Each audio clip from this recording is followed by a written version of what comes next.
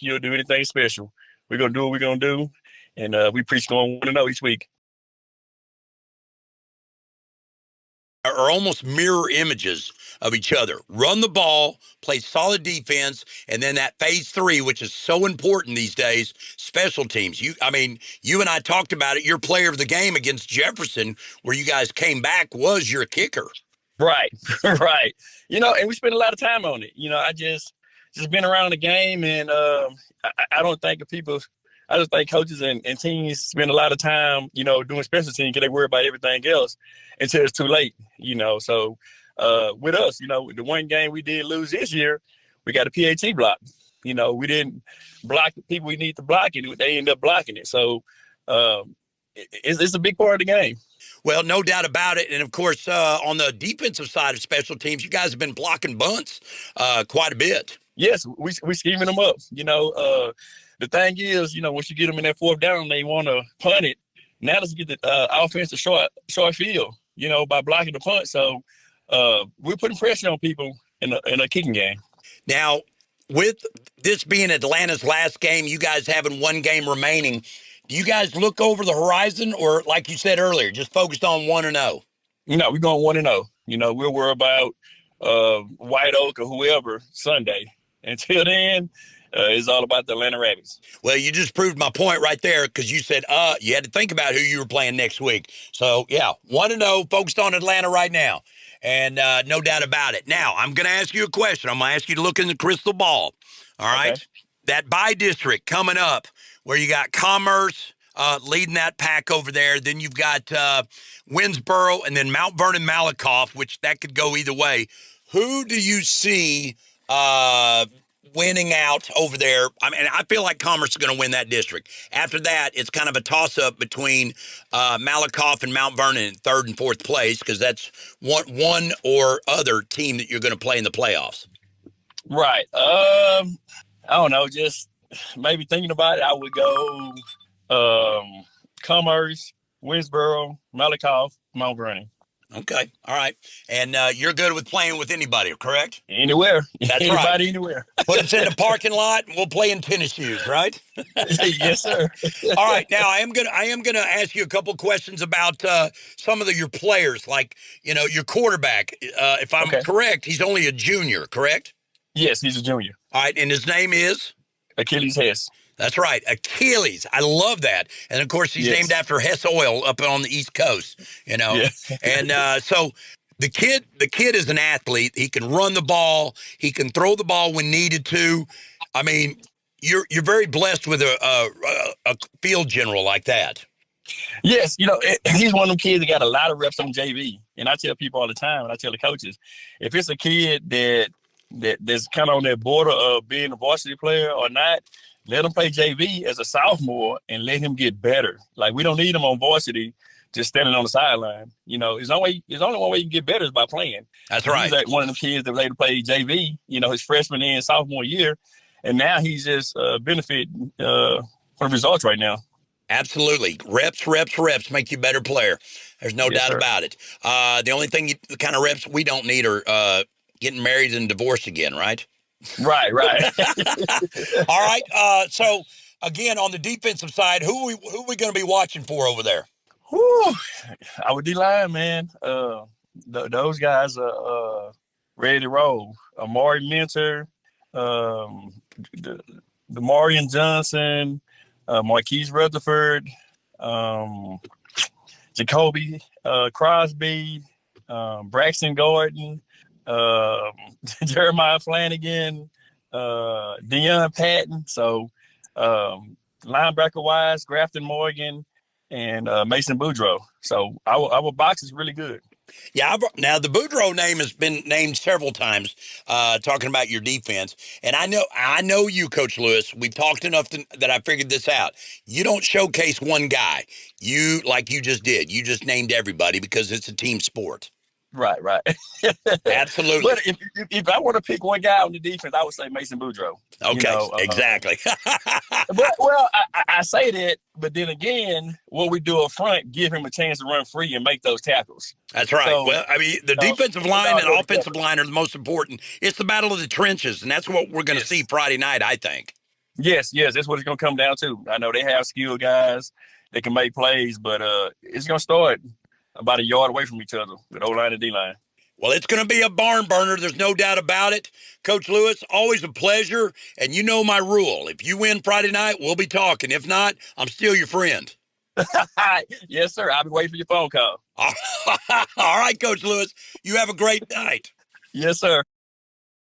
At City National Bank, we thrive for your business. From an early age, we want to be your one-stop shop, your hometown bank. We will be here for you through all life changes. From the start of school, college graduation, to buying a home, all the way to retirement, we want to be there for you and with you.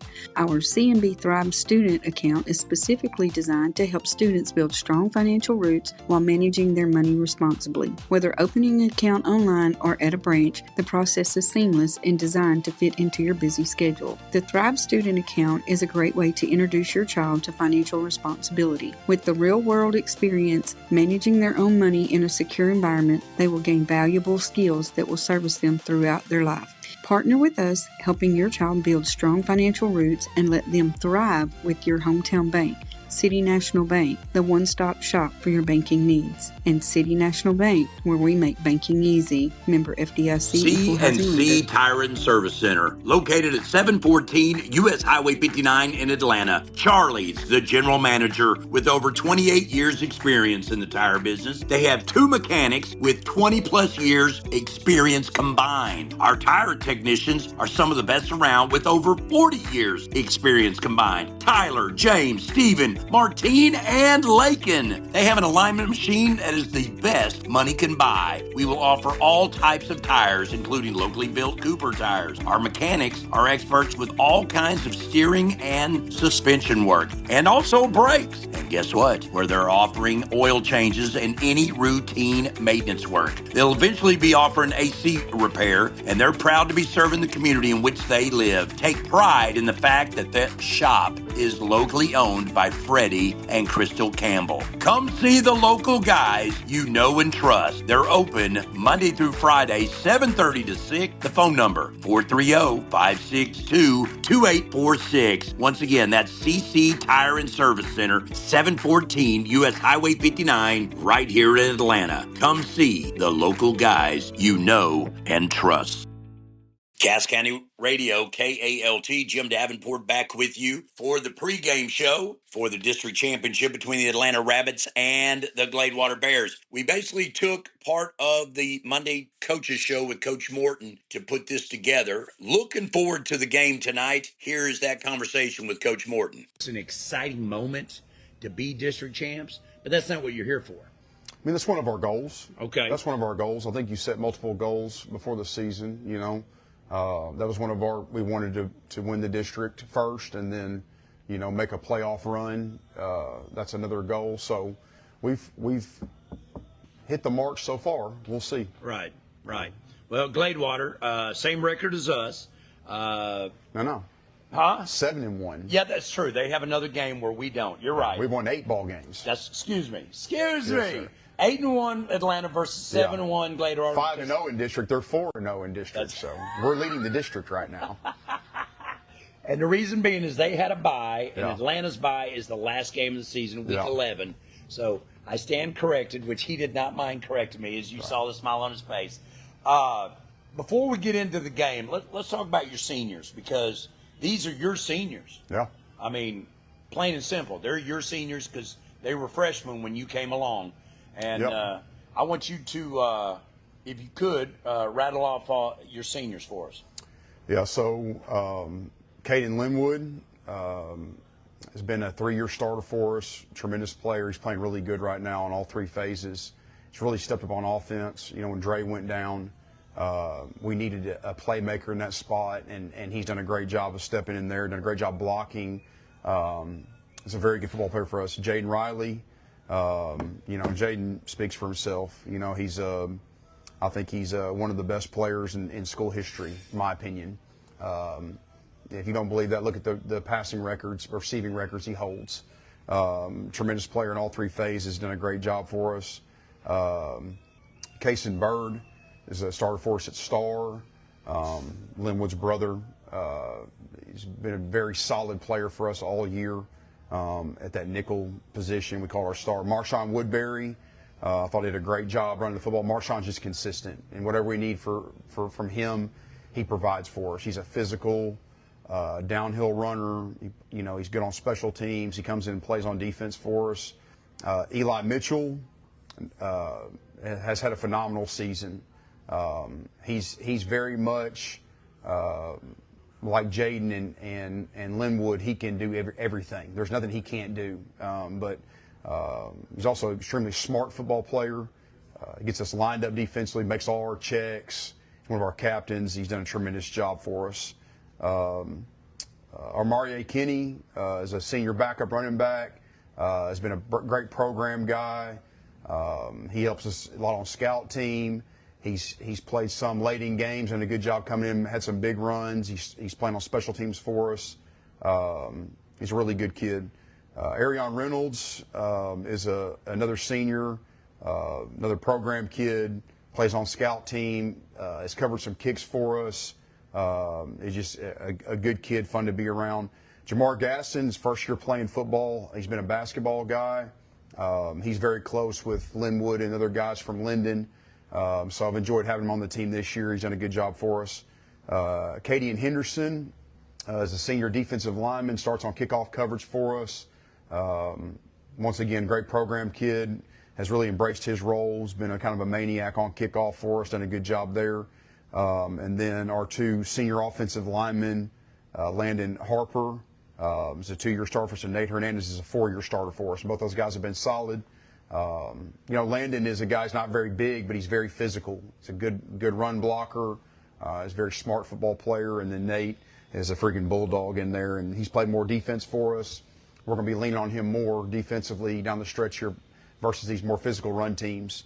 But when Nate finishes his career, he'll be a 40-something game starter, which is pretty tremendous. Absolutely. And then another senior we have that we lost early in the summer, Tevin Thursby, is a senior defensive lineman. He's not been able to play this year because of a torn ACL, but we want to definitely honor him too. Let me make sure. I believe that's all our guys. Yeah, that's our seniors. Pretty small senior class. Yeah. 12 or 13 guys. But a lot of really good quality young men in there and very good football players. So. And I want to point out to anyone that didn't catch what he just said, he said quality young men and good football players. He didn't say good football players and pretty decent guys, because he said it long ago that, he's raising the future men of Cass County and possibly wherever else. And that's his job. That's his first job that comes forward. The wins, and I quote, they'll take care of themselves. And they have. Absolutely. They have. And so the 8-1 Atlanta Rabbits, 5-0 in district play, taking on the 7-1 Gladewater Bears, who are 4-0 in district play, had a bye last week. I'm sure we're in the stands at Tatum last week. They were. Scouting it out and everything. And I started to call Coach Lewis. I did, Friday night, just say, where are you at? Just mess with him and everything. Coach Nelson, Davin Nelson, Dangerfield, is going to join me in studio next week. Okay. Yeah, he's off this week, and he said, man, I'll come down. I'm like, come on. So I told him I could get him tickets to the game this Friday if he wanted to, and he's like, I don't think people would like to see me there. I'm like, nobody has a problem with you. I like Davin. Yeah, I do too. Yeah. He's a good guy. All right, well let's start talking about the Gladewater Bears. Coach Lewis, how long has he been there?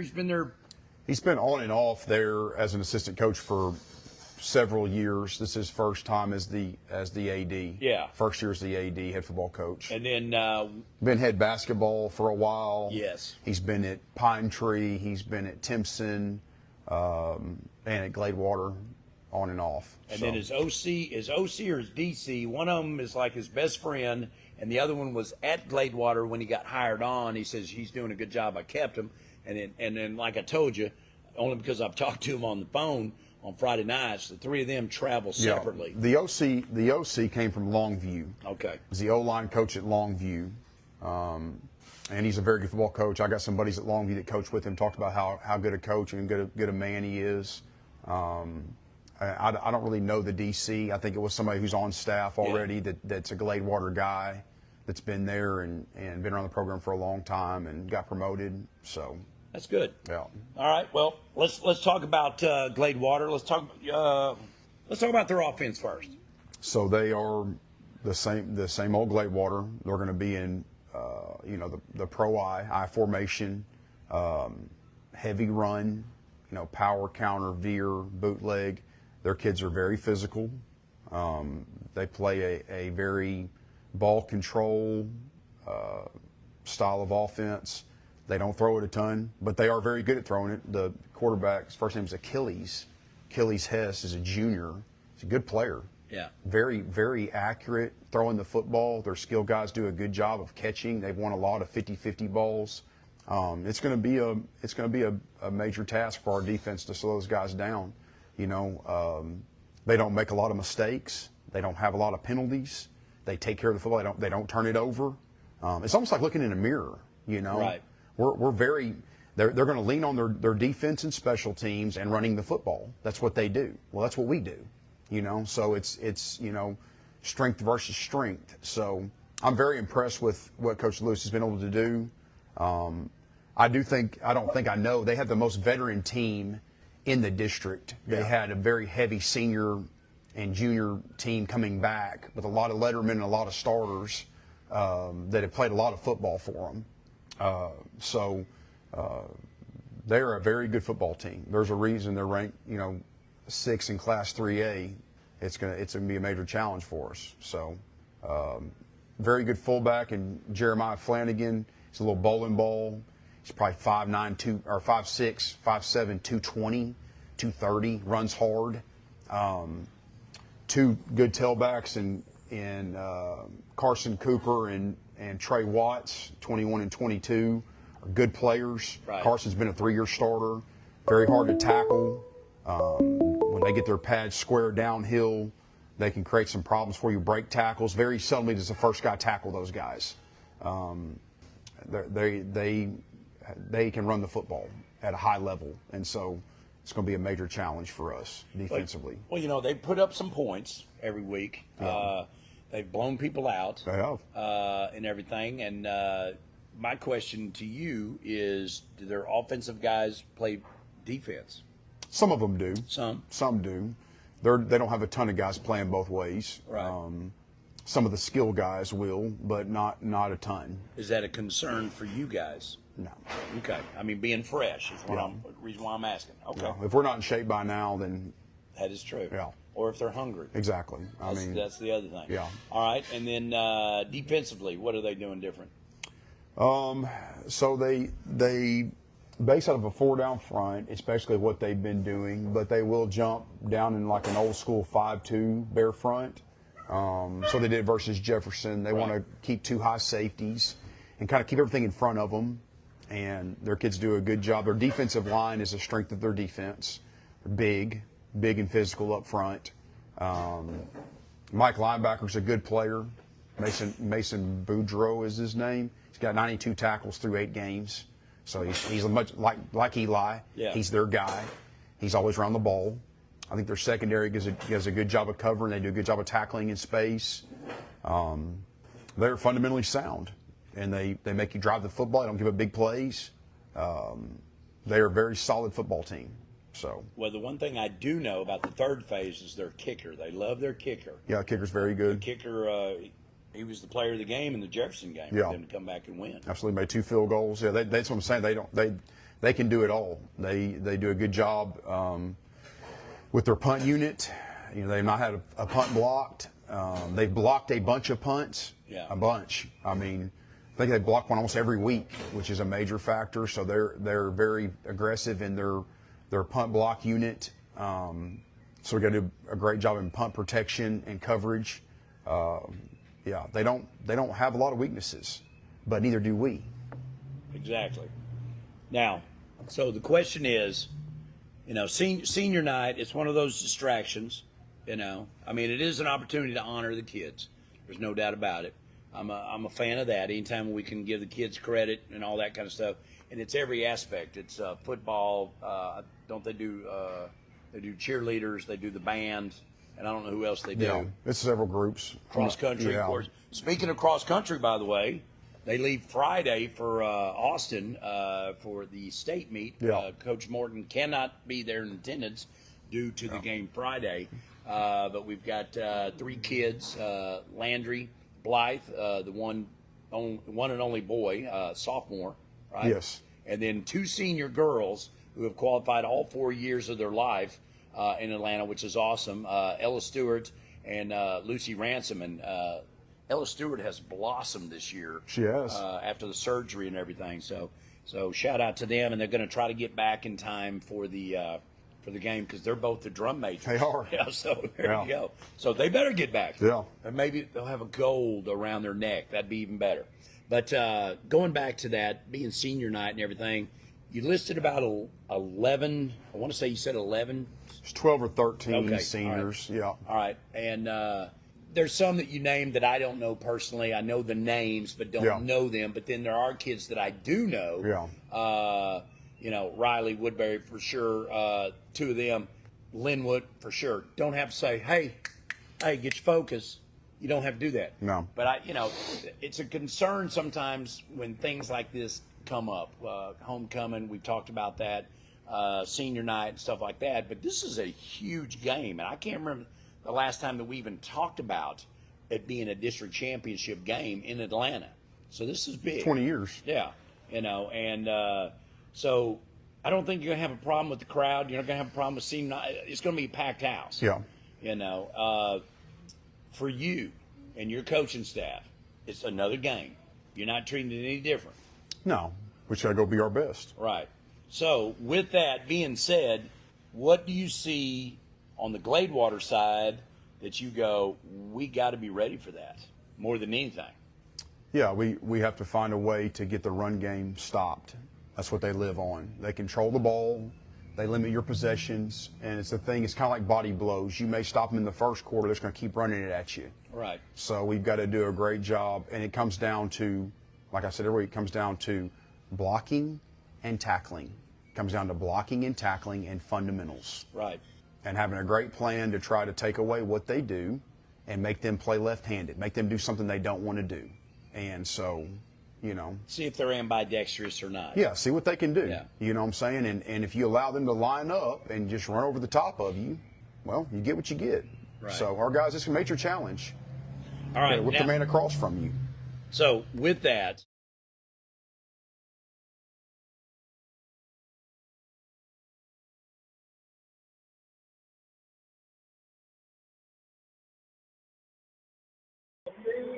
Hey, Rabbit fans, welcome into Rabbit Stadium for tonight, a game between the Gladewater Bears and your Atlanta Rabbits for the district championship. A lot on the line tonight with Laney Geezer and Eric McCall. I'm Dylan Thompson. Glad to have you with us for some Rabbit football on Cass County Radio, KALT, powered by Dairy Queen. A quick City National Bank pregame show with 2 locations, SOU 401 U.S. Highway 59 in Queen City and 101 West Main in Atlanta. Come see what a personal banking relationship's all about and ask about our Thrive student accounts. Gentlemen, we've been waiting all season for this. The Rabs come in 8-1 on the year, 5-0 in district, taking on the Gladewater Bears, 7-1 on the year, 4-0 in district. Championships on the line tonight. Yeah, I mean, it's been a long time, and we were just talking about it, 19 years, I believe, since Atlanta's had an opportunity this late to go win a district championship, and our last district championship was in 2006. And so a big opportunity for this program, for this football team, for the school and community to go out there and claim a title tonight. So big game for the Rabbits. Yeah, there's just a lot of excitement this week. This is Coach Morton's 4th year, so like we were talking off the air, this is these are his freshman senior year. So there's a lot of excitement and a lot on the line. This is kind of what it's all about. Coming down the home stretch of district, playing for some meaningful stuff here. Rabs are led by Tyler Morton, as Eric said, his 4th season as the head coach here in Atlanta. He has an overall coaching record of 27-15. Rabs 8-1 on the year, 5-0 in district, winners a week ago over the Tatum Eagles, landing in just an absolute physical contest, 14-7. Yeah, it was a battle, much like we're going to see tonight. Tonight's going to be a very physical ball game. Gladewater wants to run the ball. Tatum, that's all they wanted to do, really last week was run the ball with the quarterback and a couple of good running backs they had there. So we're going to see a physical ball game, much like we did last week. Gladewater is bigger than Tatum and probably more physical, so the Rabbits are in for a test tonight. Gladewater Bears are coached by Jermaine Lewis. It's his first season as a head coach. How about a start for this? 7-1 on the year, 4-0 in district. Not a bad start for your first year as a head coach of the Bears. Yeah, it's a big season kind of starting out. First season, 7-1. Let's take a look at our starting lineups for the Ravs. Do not have the starters for the Gladewater Bears this evening. Why don't we start with the Atlanta offense first? Okay, so for the Atlanta offense up front, we're going to have right tackle Dakota Davis. Number 77, right guard will be Charles Tyson. Sometimes they'll flip-flop a little bit over there. Center Jaden Richardson. Left guard will be senior Nate Hernandez. Left tackle, number 51, Landon Harper. Under center will be number 16, Braden Thompson. In the backfield will be a combination of number 1, Jaden Riley. And we'll see Marshawn Woodbury, number 6, there off and 2. Tight end will be number 12, Liam McKinney. Out wide and tight end will be number 3, C.J. Whaley. We'll also see wide receiver number 11, Easton Patterson. And then we'll see Keegan Lloyd playing some of the wingback, number 9. Lanny, on the defensive side of the ball for the Ravs. All right, start with that defensive line. They're going to be tested tonight. Cam Williams, the defensive end. Levi Cook is injured, so we'll probably see Nate Hernandez in quite a bit at that defensive tackle spot, along with a few other Rabbits. In Riojas at the defensive tackle. Dalen Collins, defensive end. Probably play 5 down linemen tonight, so see C.J. Whaley in there as well quite a bit. At the corners, T.J. Rainey, Caden Linwood. Safeties are going to be Jaden Riley and Linwood, and Eli Mitchell at linebacker along with Keegan Lloyd. That'll wrap up the City National Bank pregame show. 2 locations to serve you, 401 U.S. Highway 59 in Queen City or 101 West Main in Atlanta. Come see what a personal banking relationship is all about and ask about our Thrive student account. Captain's meeting at midfield for the coin flip. Rabs in the home, black jerseys, black pants with silver lettering and numbering, maroon helmets with white stripe down the middle. Atlanta script on one side, numbers on the other. The Bears in their white jerseys with black lettering and numbering, black pants with black helmets with an orange stripe down the middle. We brought the blackout back out for Halloween, boys. So that's right.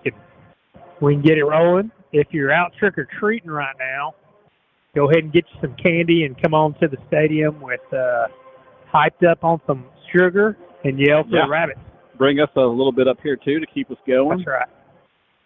There's the flip. Looks like Gladewater has won the toss. Let's see what they elect to do. Both these teams like to run the ball and play defense.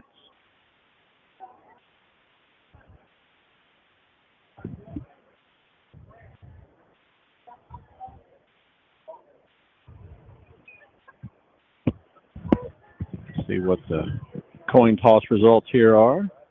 Gladewater has elected to take the football, so the Ravs will get the ball first to start the second half. That's what we want anyway, so we'll take it. Take it as a win. Gladewater, prolific offense this year, and I guess they're wanting to go try to punch us in the mouth first.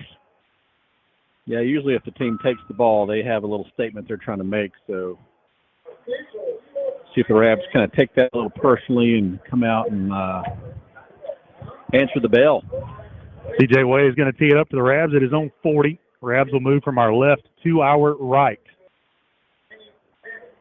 Expect to see a heavy dose of Carson Cooper and Trey Rotz, the running backs for the Gladewater Bears. Achilles Hess is the quarterback for Gladewater. Yeah, we talked earlier just amongst ourselves how important special teams are going to be tonight for this game, and they've been important for the Rabbits all year, been able to pin people deep. Let's see if we can do that here on this first kickoff.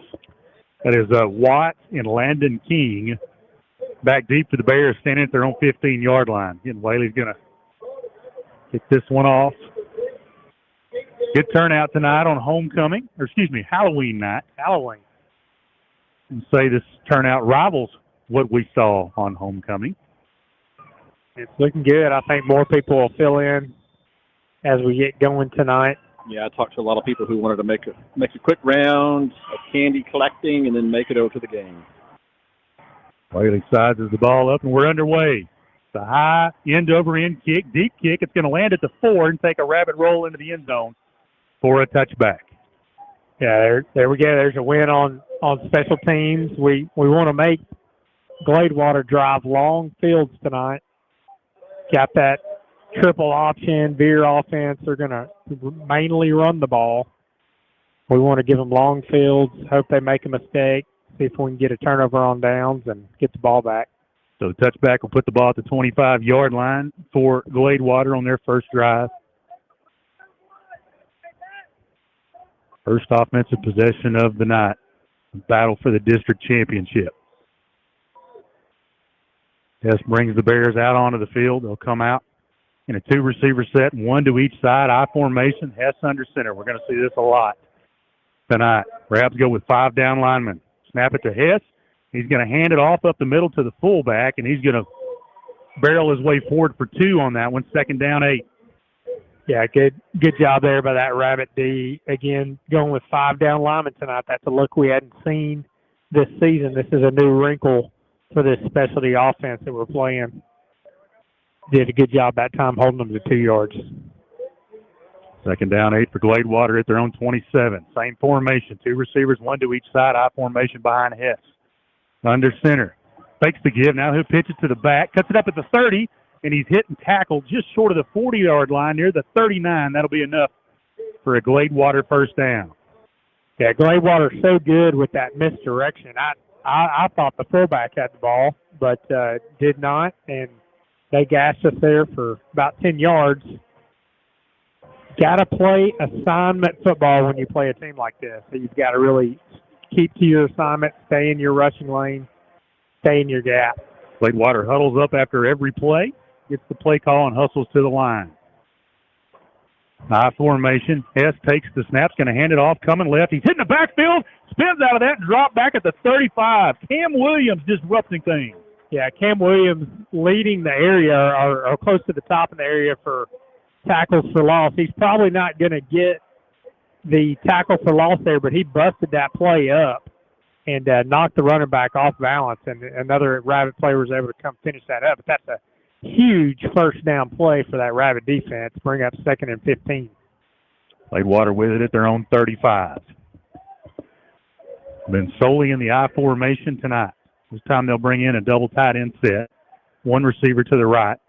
Hess is going to hand it off, coming right, across the 35, hit there, and drags Rabbit defenders forward near the original line of scrimmage. Give him 5 on that carry. It'll be 3rd and 10 for Gladewater from their own 40. Yeah, it's our first big 3rd down of the night. C.J. Whaley coming in on that defensive line. See if we can get our substitutions right here. Yeah, they pulled Hernandez and Collins off and sent Whaley and Riley on. Going for a more pass defense here, more traditional defense, I think. So, see what Gladewater chooses to do on 3rd and 10. 9:37 left in the first, no score. Formation. Hess under center takes the snap. He's going to hand it off up the middle. He's got the 45, falls forward to about the 46. He'll be 4 yards short of the first down marker. It'll be 4th and 4, and the first decision of the night for Coach Lewis. Yeah, I think there's a possibility they go for it here, even though they're on their own side of the field. Hernandez checks in. Riley checks out. Going back to that 5 down lineman front on 4th and 4. Big 4th down for this Rabbit defense. They could quick kick out of here, or they might go for it. Yeah, ball's on the Gladewater 46. Single receiver to each side, I formation, tight end to the left. Hess will take the snap, give it off to the fullback. Rabs hit him, and they'll stop him short of the first down marker. The Rabbit defense stands tall on 4th down and forces the turnover on down. Huge play by number 18, Cam Williams, who's just been a beast all year. goes in there and wraps that fullback up and did not let him go. A couple other Rabbits come in to stop his momentum, but huge play there by the Rabbit defense on 4th down. Rabbit offense on the field for the first time tonight, and they've got great field position at the Gladewater 48. Great start for the Rab defense.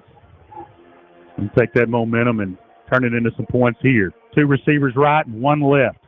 Riley to the left of Thompson in the shotgun.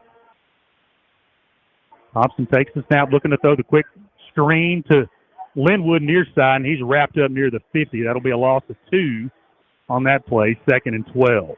Just a bubble screen, never really developed there. Yeah, just trying to get it out to Linwood and pick up 5 yards there. That's basically an outside run, but Gladewater rallied to the football. That's going to be a loss of 2 for Atlanta. That's a tough play, too, on the short side.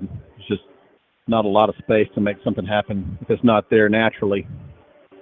Ball's on the 50-yard line. It's on the right hash, 2nd and 12. Single receiver to each side. Riley behind Thompson in the pistol. Takes the snap, gives to Riley coming left, looking for the edge. He'll cut it up at the 50 and get hit and slung down near the 45. It's 6 on that carry. It'll be 3rd and 7. Yeah, Jaden Riley just running off left tackle there. Able to get the edge and pick up 6 yards. Really nice run there by Jaden Riley. Ball's on the Gladewater 45. I've been no man's land here, so the Rabs will have a couple of downs to pick up the first down. Yeah, you certainly pick up a few yards here. No reason to punt. See what they dial up right here on 3rd down. 2 receivers left and 1 right. They're going to send the inside receiver in motion. They're going to pitch it to him coming right. That's Linwood. He's going to cut it up at the 45. No gain. Gladewater all over that. It'll be 4th and 7.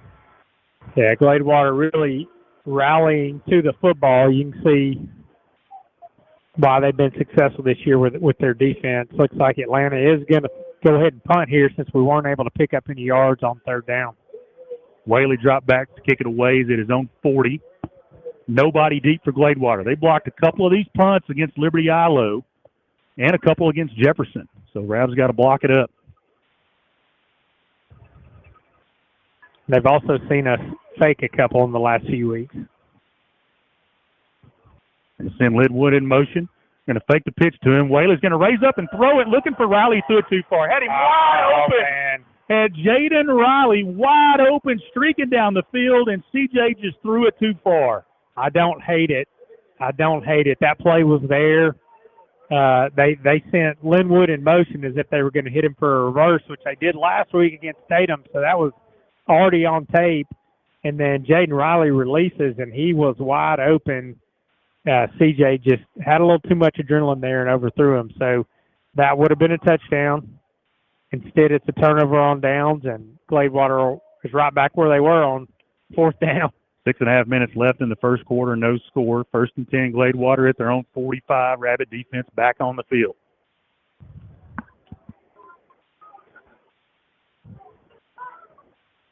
Single receiver to the left side. Got an extra blocker over there on that left side, too. I formation behind Hess.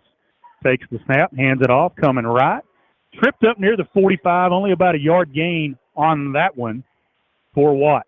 2nd and 9. Kagan Lloyd coming in from that linebacker position, just knifing through and getting Watts down just for a yard gain, but great job. Great linebacker play there, just reading the play, shooting the gap, making the tackle. Rabbits with that 5 down lineman defensive front here. Same formation for Gladewater on 2nd and 9 from their own 46. This time they hand it to the fullback. Lowers his head and gets to about midfield. So it'll be 3rd and 5 for Gladewater at the 50 as we towards the 5.5-minute mark left in the first quarter, no score. Yeah, Gladewater, when they hand it to the fullback, it's just like a rugby scrum. You know, they're just he just keeps moving his legs, trying to get there. This team's trying to fill each other out here in the first. This time we go receiver to each side, I formation behind Hess. Takes the snap, takes the give to the running back, rolling right, looking downfield. Now he's going to throw it, and it's incomplete as it skips off the turf near the 39. It'll be 4th and 5. Yeah, that time tried to roll out Eli Mitchell in his face, had to rush his throw, and really nothing going there. So that'll bring up another 4th down for Gladewater. They went for it last time they were in this position. Let's see what they decide to do right here. Whaley into the game. Hernandez and Collins off. Also Riley checking in at safety.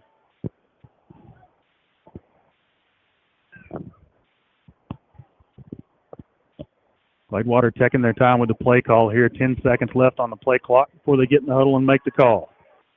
A rare shotgun formation. 2 receivers right, 1 left. They're not going to get it off.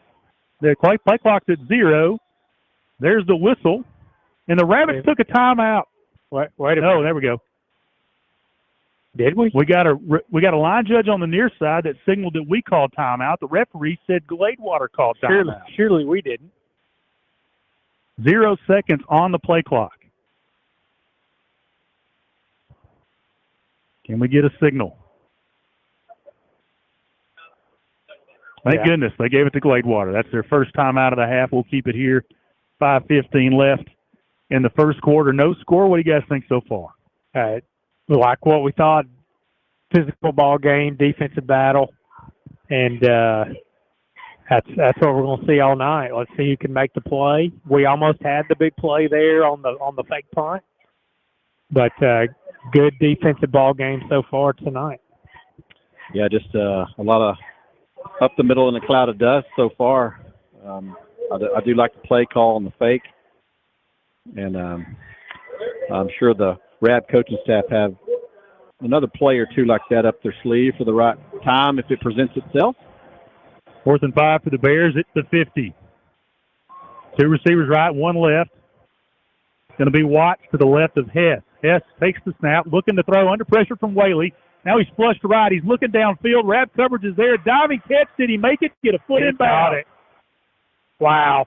That catch is all the way down inside the 20, near the 19-yard line. Pretty good coverage over there by Linwood, but a nice catch by the Bear defender. Sets him up with a first down at the Rab 18. Yeah, just caught it right over the Atlanta defender's arm. It's good defense, good coverage. Gladewater quarterback was flushed out of the pocket by C.J. Whaley and threw that one on the run, much like last week when Tatum hit that big one on us. And really nice play there by Gladewater. Not known for throwing the ball down the field, but they did right then. First down for Gladewater at the Atlanta 18. They're going to fake the give. They're going to roll the quarterback right. He's looking to go in the end zone. He is open, makes the catch, but he's out of bounds. Rabbit defender inside on that one. Luckily, that ball was thrown wide. It'll be 2nd and 10 Gladewater at the Atlanta 18. Yeah, Kason Harris, the senior for Gladewater, was absolutely wide open in the end zone, and all the quarterback had to do was just float it out to him. There was nobody within 10 yards, and he threw it too far to the sideline, and he caught it out of bounds. So we dodged the bullet right there. Yeah, sure. Play action. There's just a little play action pass. 2nd and 10 Gladewater at the Atlanta 18 I formation. Hess takes the snap, gives to he keeps it, pitches it across the 15 down to the 10, breaks the Rabbit tackle right near the sticks. It's going to depend on the mark. Maybe a little short. We'll see. Yeah, it's going to be about a yard short. It'll be 3rd and 1 at the Atlanta 10. 3rd and 1 for Gladewater. Just the speed option. Worked for them twice tonight. Yep, that's been their best play tonight, other than the long pass. I think they've been pretty much running everything to the right side, too. Jaden Riley, a late sub in at safety for the Rabbits. 2 tight end, I formation. Hess gives to the fullback over right guard. He's got a hole across the 5, spins down to the 3. 1st and goal, Gladewater. Yeah, another nice run by Flanagan there, the fullback.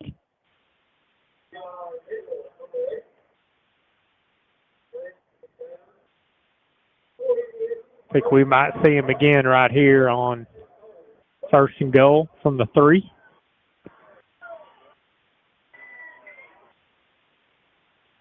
Rabs have their 5 defensive linemen out there. On this one, they'll walk the backers up. 2 tight end I formation. Hess hands it off to the fullback, and he's into the end zone for a Gladewater touchdown. Just ran it right at us that entire drive, save for the 1 pass. Yeah, we had a good first 3 downs, and then on 4th down they make that huge conversion down the field, and that kind of broke our back on that drive. And so Gladewater lands the first punch here in the first quarter, 3:54. Extra point try. Gladewater lines up in a swinging gate. Now they'll shift him over a litter. Here comes the snap. He's just going to run it left. Cuts it off left guard. They stop him short, and we've got a flag thrown near the 5. Yeah, let's see what this is. Could be a defensive offsides there. Just tried to outflank us on that left side, but the Rab defense stood tall. I think we're going to have an illegal shift against Gladewater is the call. So the Rab defense stands tall. The 2-point try is no good. 3:54 left in the first. Gladewater 6, Atlanta nothing. We'll take a timeout and come right back with you. Rab Football, Cass County Radio, KALT, powered by Dairy Queen. Aging stops here. Ageless Perfection Beauty Bar, located at 304 Hickory, Queen City, Texas, can satisfy all of your beauty needs. With estheticians to achieve your healthiest, most radiant skin, hairstylists to do your hair, from lash lift and tint to volume eyelash extensions, you're guaranteed to leave feeling beautiful and confident. They also offer fine line tattoos, permanent jewelry, weight loss treatments, massage therapy, and more. Ageless Perfection Beauty Bar is located at 304 Hickory, Queen City, Texas. Aging stops here. For all your insurance needs, call Frank Lanier at BB Boone Insurance Agency, located at 110 East Rush Street in Linden. BB Boone Insurance can assist you with homeowners insurance and auto, plus all types of commercial insurance too, including fire, auto, bonds, and general liability. BB Boone can provide you with health insurance, long-term care, Medicare supplements, annuities, and life insurance. Call Frank Lanier at BB Boone Insurance at 903-7565-579 or visit him at BB Boone Insurance, 110 East Rush Street. All right, in welcome Linden. back, Rabbit fans. Where the Gladewater Bears have struck first here with a 6-0 lead here early in the first quarter. 8 plays, 55 yards, 3-yard touchdown run. 2-point conversion was no good, stuffed by the Rabs. Rabs will now take over. Hagan Lloyd on the return for the Rabs. Got it to the 30. Now they're moving forward to the 33. That looks better. So this drive will start on our own 33-yard line. Rabs trailing 6-0, 3:49 left in the first. Rabbit offense back on the field for their second possession of the night. See if Atlanta can get a little rhythm going on offense. 2 receivers right, 1 left. Thompson in the gun with Riley to his left.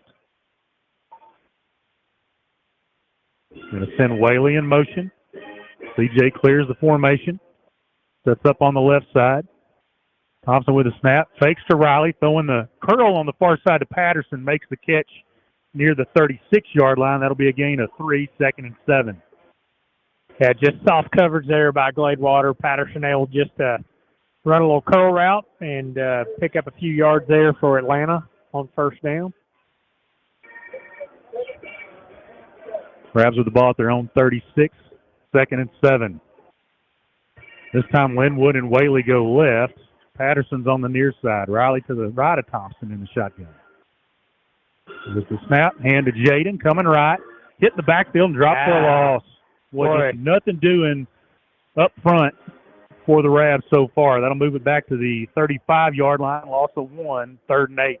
They missed a face mask on Jaden Riley there. He got face masked by the defensive end for Gladewater, but that defensive line is big and athletic, and they're going to be tough to run on tonight.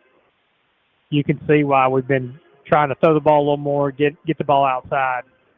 Same formation on 3rd and 8 from our own 35. 2 receivers left, 1 right. Riley this time shifts over to the left of Thompson in the gun. Here comes the rush, trying to hit the screen to Riley. Makes a catch at the 35, cuts it up there, hit at the 40 and slung down. He'll be about 3 yards short of the first down, 4th and 3.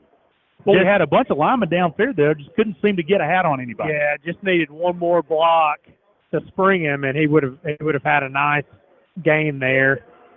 Actually going to give him forward progress, Laney, to the 41, so it's 4th and a long 2. Yeah, decision time here. Coach Morton looks like he's keeping his offense out on the field. 2 minutes left in the first quarter. Rabbits trail 6-0. Whaley and Linwood split out near side. Patterson to the far side. Riley to the left of Thompson. They're trying to draw him off sides again. Thompson's going to shift Riley over to the right and make the play call. 4th and a long 2. Hand it to Riley, coming left, looking for a hole, lowers his head. I think they stopped him short. Nothing doing. Maybe a yard. Boy, no running room at all up front so far tonight. And the Gladewater D stands tall, and they'll take over in Rabbit territory at the 42. Yeah, it's going to be a stop for Gladewater there. Big momentum play for the Bears on 4th down. So they're going to get the ball on a short field. Let's see if this Rabbit defense has caught their breath and be able to stop them. A lot of momentum on Gladewater's side right now. See, well, Rabbits need to get it back. Need to make a big play here.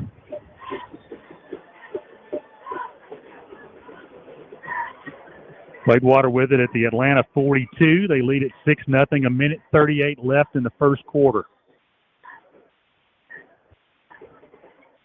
2 tight end set, I formation.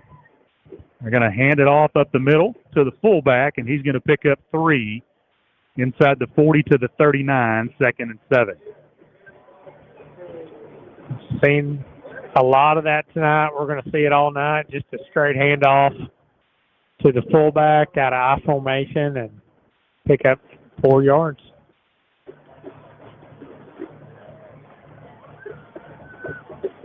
Gladewater huddles up with 19 seconds on the play clock, makes the call. This time the tight end's on the left side, receiver to each side, I formation behind Hess. He's going to take the handoff, pitch it left, and Carson's going to be dropped back at the 40. Nice defensive play by Jaden Riley, dropping him for a yard loss. It's 3rd and 8. Now, that was assignment football right there. That time the fullback got tackled by Cam Williams, and then Jaden Riley stayed in his assignment and dropped the quarterback for a loss. So you got to stay with your assignments there. What the coaches call eye discipline. You got to have your eyes in the right spot looking for the ball. And Rabbits did a great job that time. Yeah, that was actually Watts on the carry, not Cooper. So 3rd and 8. It's a big 3rd down here early in this one. Ball's at the Atlanta 40. Same formation for Gladewater. Hess takes the snap, fakes the give, back to pass, has some time, looking over the middle on a slant pattern, and it's incomplete, and there's the flag. That'll be pass interference on Magic Fortson at the 5. Yeah, Magic Fortson got there a little too early, a hair too early on that play, and that's going to be interference. Big penalty, big first down pickup for Gladewater. That was on a 3rd and 8 from the Atlanta 40. So there's a pass interference call against Gladewater. That'll give them 15 and a first down with 9 seconds left in the first quarter.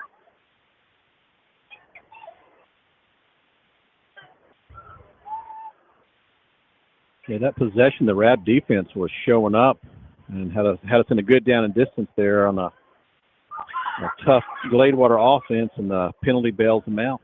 The last couple of weeks, 3rd and long, 4th and long has been our bugaboo. First down, Gladewater at the Atlanta 25 with 9 seconds left, and the Bears on top 6-0. 2 tight end set, I formation. They're going to give it to the fullback over right guard, dragging Rabbit defenders all the way down to the 20. It's a 5-yard gain.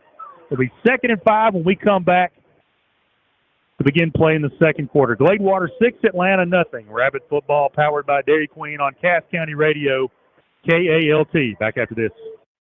Jerry Berry AC and Electric has been servicing East Texas since 1975. You can rely on Jerry Berry AC and Electric for all your heating, air conditioning, and electrical needs. Jerry Berry is an authorized American Standard heating and air conditioning dealer. However, they service all brands. Service contracts are also available. Call Mike at Jerry Berry AC Electric at 9037567616. Frank Lanier at East Texas Realty specializes in the real estate market in East Texas, and he gives all of his customers personal attention. List your property with Frank Lanier at East Texas Realty. He'll work hard to make sure that it sells at a price it's worth, and he'll do the best to advertise the property and show it to as many real estate agents and prospective buyers as possible. You can expect the same personal service from Frank when you're looking to buy a property too. Frank Lanier wants to help you with your real estate needs. Call Frank Lanier at East Texas Realty in Linden at 903-756-7781. Welcome back to Rabbit Stadium on Halloween night. Your Rabbits trail Gladewater 6-0 here at the beginning of the second quarter. Gladewater driving down to Atlanta's 20-yard line. 2nd and 5 for the Bears. This drive started at the Atlanta 42 after the Rabs went for it on 4th and 2 and couldn't pick up the first down. 2 tight end set, I formation. Hand off to the fullback over left guard. He's got a big hole across the 15 down to about the 12-yard line, and that'll move the sticks, give Gladewater another first down. Big hole over that left side. Yeah, big hole there. Just kind of steps over a few offensive linemen and picks up a big gain. Gladewater right back to it, running some tempo. Same play to the fullback, same play to the left side. He's across the 10 down to the 9. So, man, picked up 3 yards on that run at 2nd and 7. Yeah, it's just a battle in there between the tackles. Gladewater's offensive line really fires off. They're blocking downfield.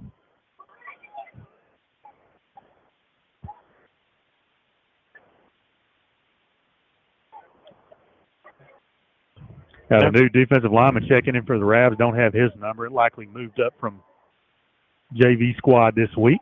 He's a big guy. 2 tight end set, I formation.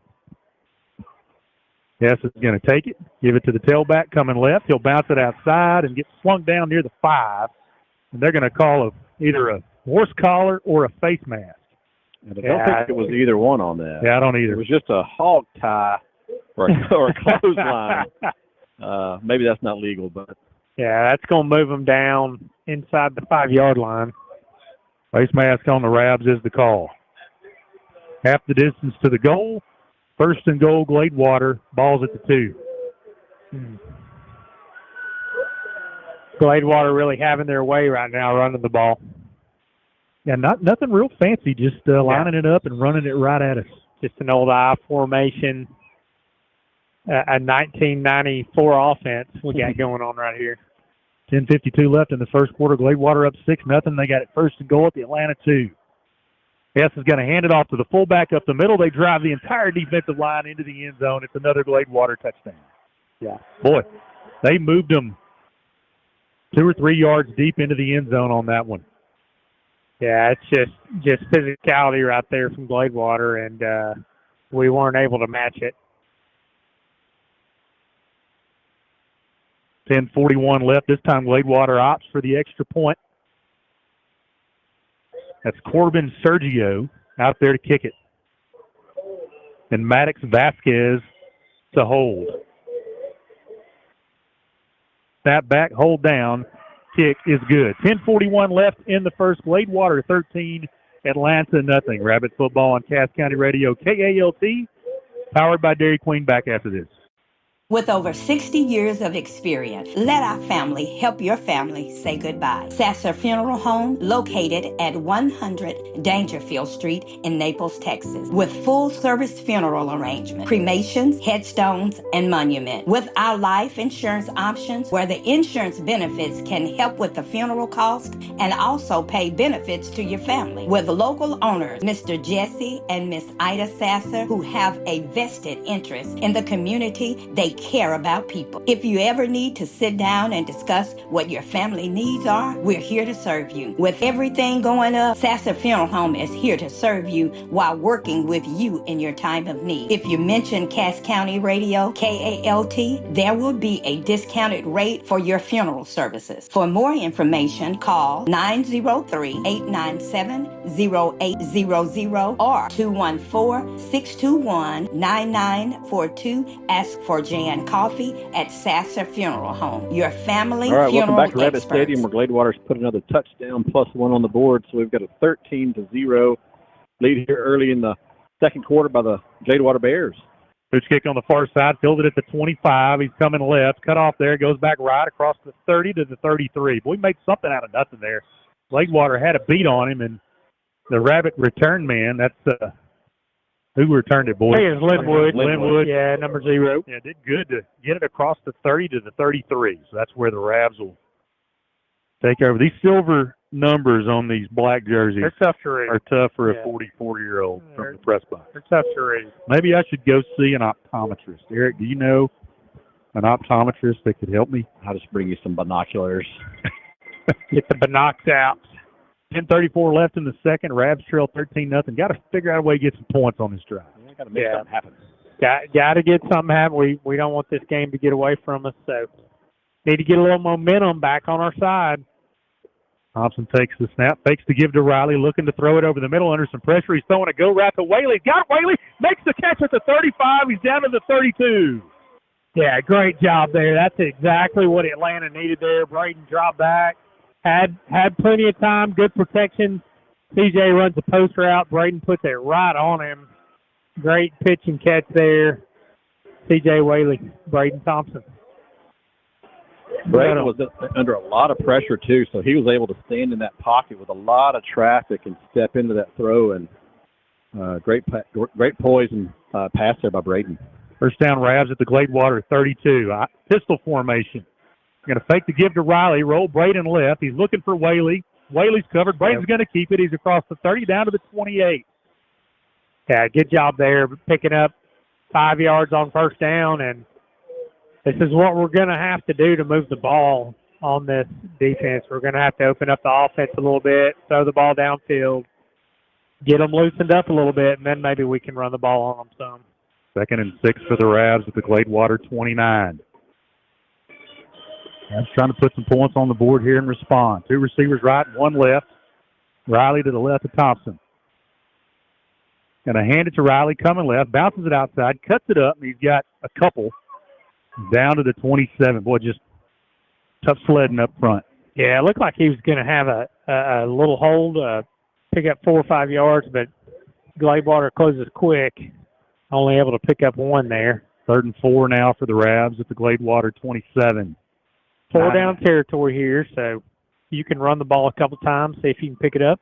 9.5 left in the second. Rabs trail 13-0. Whaley and Linwood right, Patterson left. You're going to send Whaley in motion to the left. He's going to clear the formation and set up. Thompson takes the snap, fakes to give to Riley under pressure, steps up. He's throwing to go to Whaley in the end zone. Whaley goes up and he's interfered with. There we go. Yeah, pass interference. They mauled C.J. Whaley. The pass was good. It was right on the money, and C.J. goes down there, so we hope he's okay, but that's going to be a 15-yard penalty on Gladewater. That'll give the Rabs a first down. Move the ball 15 yards. Now the collective breath in the stadium. Trying to make sure CJ's okay. Yeah, you just hope he kind of got didn't see anything on that play, but he got up a little wobbly, and you kind of hope he just got the breath knocked out of him. It's not a concussion or something like that. Looks like they're helping him up. CJ's on his feet. But you can't go back to the huddle, CJ. You got to come on. Yep. So the penalty yardage will move it down to the Gladewater 12 and give the Rabs a first down at the Bear 12. 9:07 left in the second. Rabs trail 13-0 here, trying to cut into this deficit. Yeah, big play right there, but that was a touchdown if he's not interfered with. Yeah. We have a size advantage over the Gladewater secondary. Yeah. Linwood to the right, Patterson to the left. Thompson gives it to Riley, dances, patient, bounces it outside. He's across the 10. That's a bad spot. He got at least to the 9. They're going to mark him at the 10. Only a couple, 2nd and 8. Yeah, I thought he had, if he cut it up inside there, would be able to pick up a few more yards, but decent blocking there by the Rabbit O-line. Marshawn Woodbury checks in, the senior, playing his final home game of the night, along with Jaden Riley and several other seniors. We'll do our best to mention those.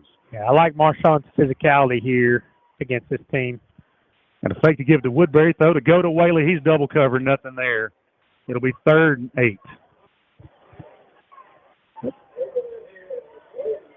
Whaley's got a bullseye on his chest. Yeah. Lines up single coverage. That was to the near side of the field again there. Yeah. Well, let's see if we can take advantage of that, and that means we should be able to get some other receivers open if they're gonna commit 2 or 3 defenders to CJ every time. 3rd and 8 for the Rabs at the Gladewater 10.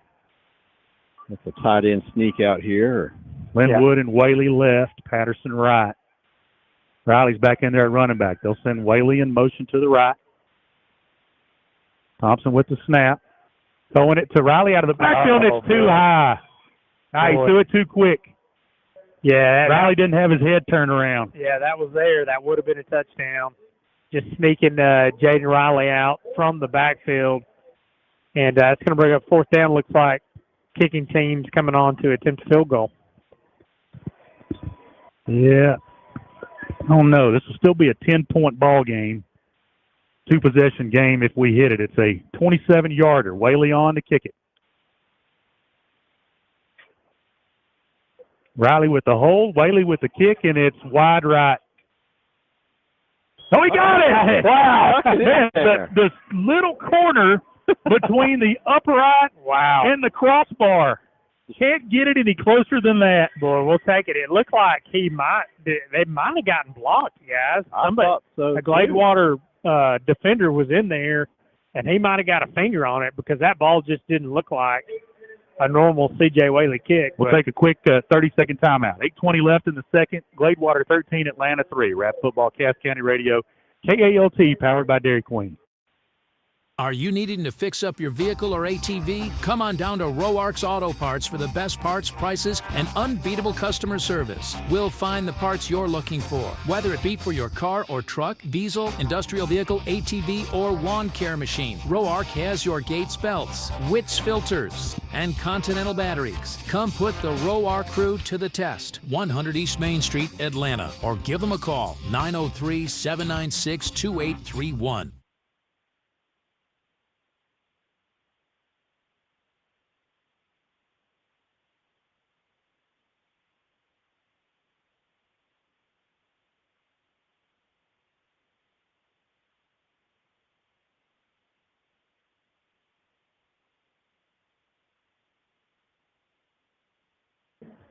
All right, welcome back to Rabbit Stadium here with 8:20 left in the second. The Rabs have a field goal on the board to show for the night so far. So 13-3 here with the kickoff coming.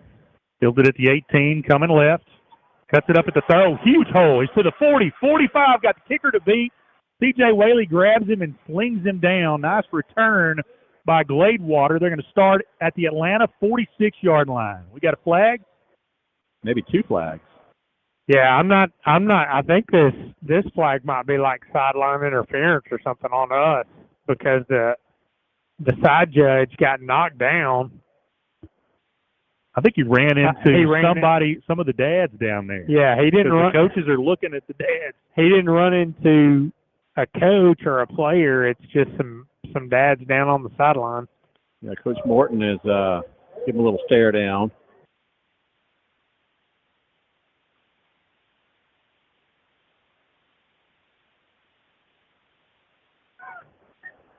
Ball spotted at the 46 for the moment.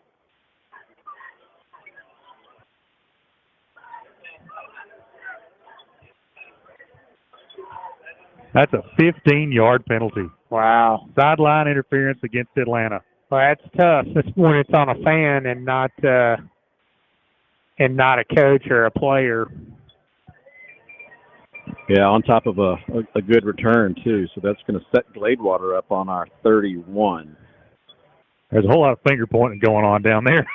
Yeah. About whose fault it was. Nobody's raising their hand. That's going to move it to the Atlanta 31-yard line. Wow. Yeah, Morton gave him a stern talking to. So Gladewater with excellent field position at the Atlanta 31, leading 13-3 with 8:12 left in the second. Receiver to each side, I formation, Hess under center. He's going to throw it, looking left side. The curl, not there, incomplete. Threw it short, 2nd and 10. Yeah, I'm surprised how much Gladewater is trying to throw the ball here tonight. A little more pass heavy than I thought they'd be, but nothing there on that curl.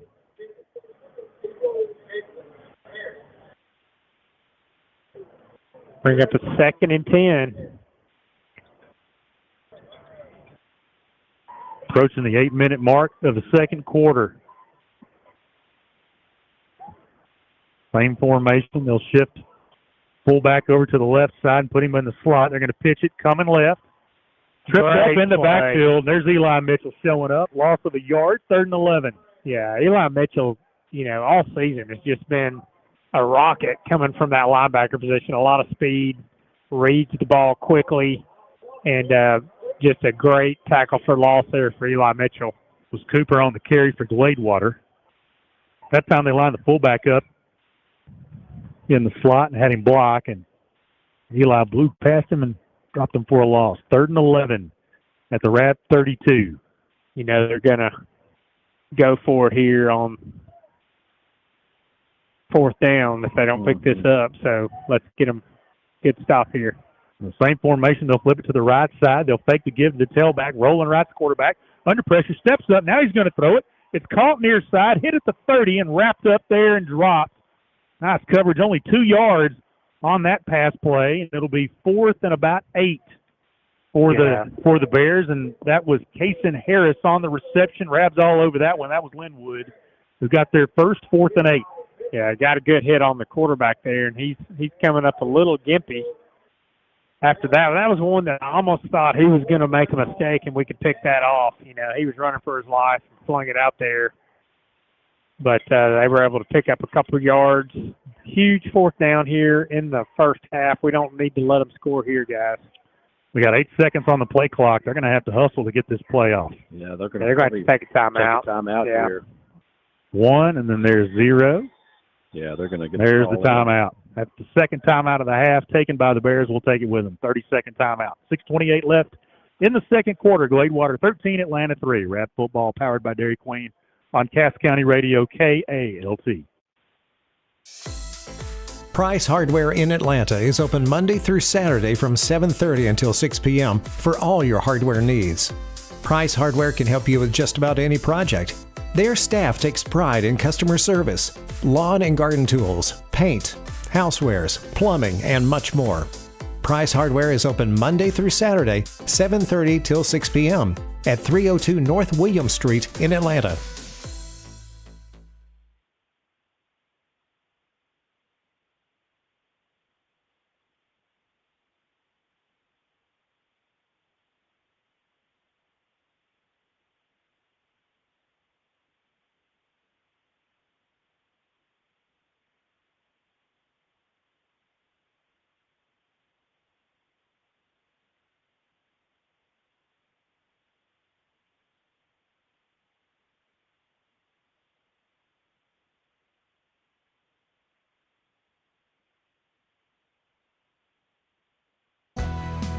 Cass County Radio, KALT is K. Gladewater leads the Rabs 13-3. They're facing a 4th and 8 at the Rab 29.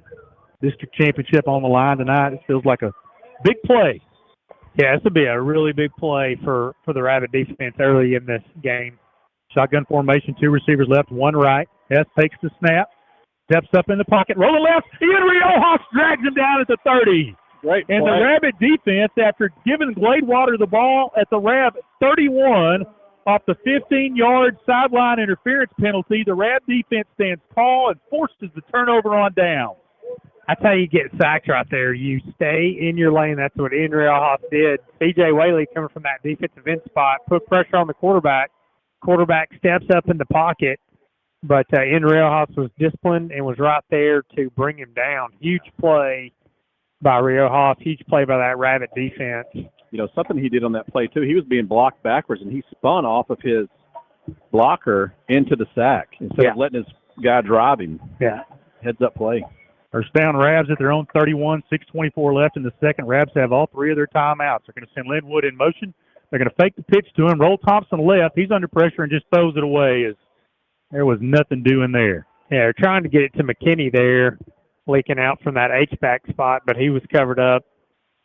Gladewater plays disciplined defense. Just a little too much pressure to let that one develop all the way. 2nd and 10 for Atlanta. Their own 31. Whaley and Linwood right, Patterson left. That's Woodbury to the right of Thompson. They're going to give it to Woodbury over left guard. Breaks 1 tackle. Spins forward across the 35 out to the 37. That's the best run of the night Marshawn Woodbury for 6. Yeah, and I like Woodbury against this defense. Yeah, it's a physical defense, and Woodbury's a physical back, and he did a good job there picking up 6 hard yards. Woodbury out, Riley in. Rabs with a 3rd and 4 at their own 37. Gladewater rolled one of their linebackers to that left end spot, too, and gave us a little opening there in the middle. Shotgun formation, Riley to the right of Thompson. They give it to Riley, coming left. Cuts it behind the backer. Strikes the tackle. He's to the 50, 45, 40. He's going to go. Jaden Riley for the Rabbit touchdown. Huge play for Jaden Riley in this Rabbit offense. 5:31 left in the first half, and he just busts one for 70 yards, Jaden Riley. Great blocking on that left side of the offensive line. Hey, give Dakota Davis a lot of credit. Pulling from that right side, got the kick-out block. Riley cut up inside of it and took it the distance for the touchdown. Untouched.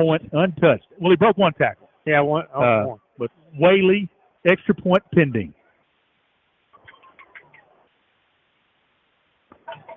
Riley on the hold. The big one to cut it to 3-point game. Whaley's extra point is good. 5:31 left in the second. Gladewater 13, Atlanta 10. Rabbit football on Cass County Radio. KALT, powered by KALT and Dairy Queen.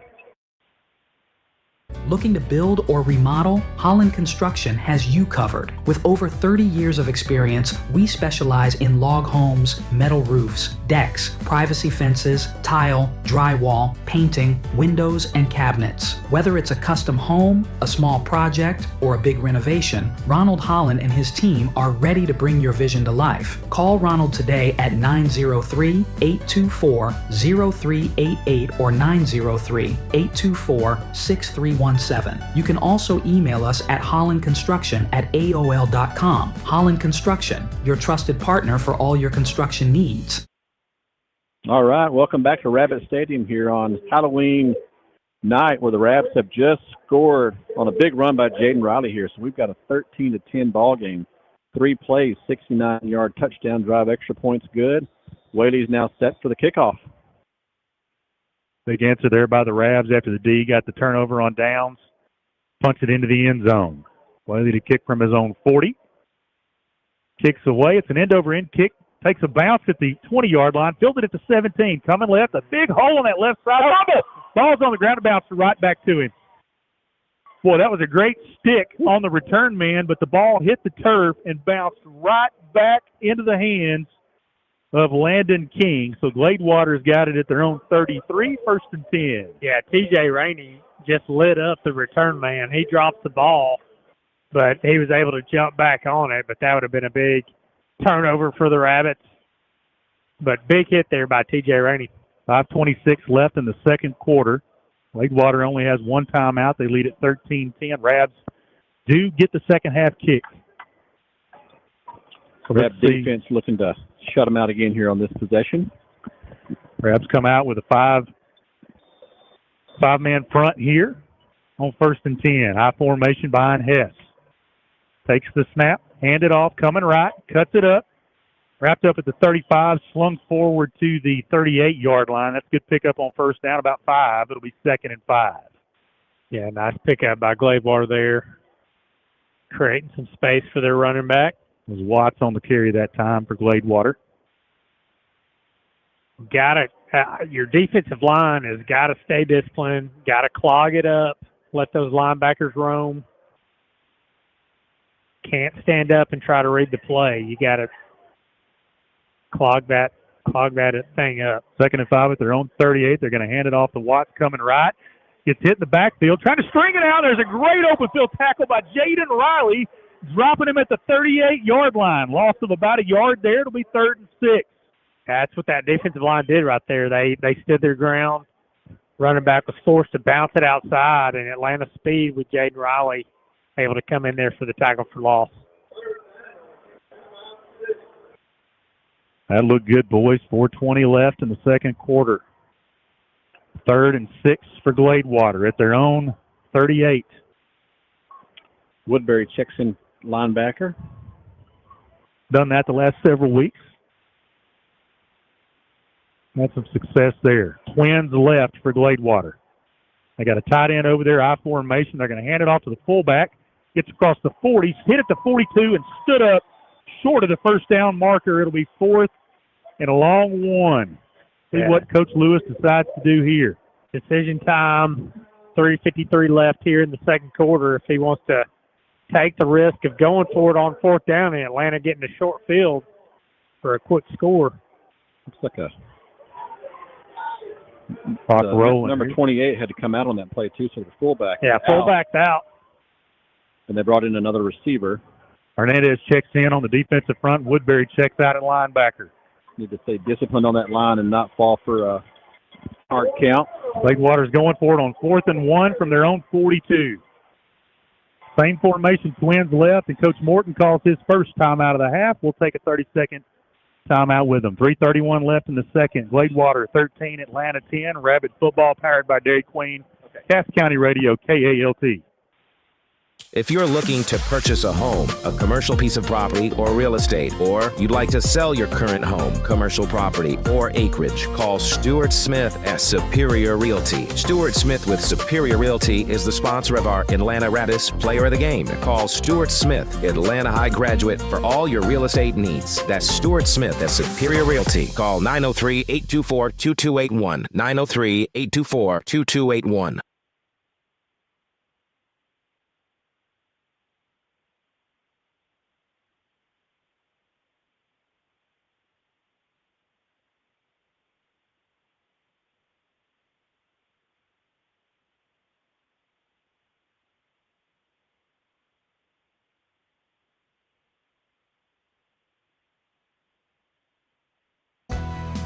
Cass County Radio, KALT is KPYN AM 900 Atlanta, 95.5 FMK 238BF Atlanta, and 103.9 FMK 280 GV Atlanta.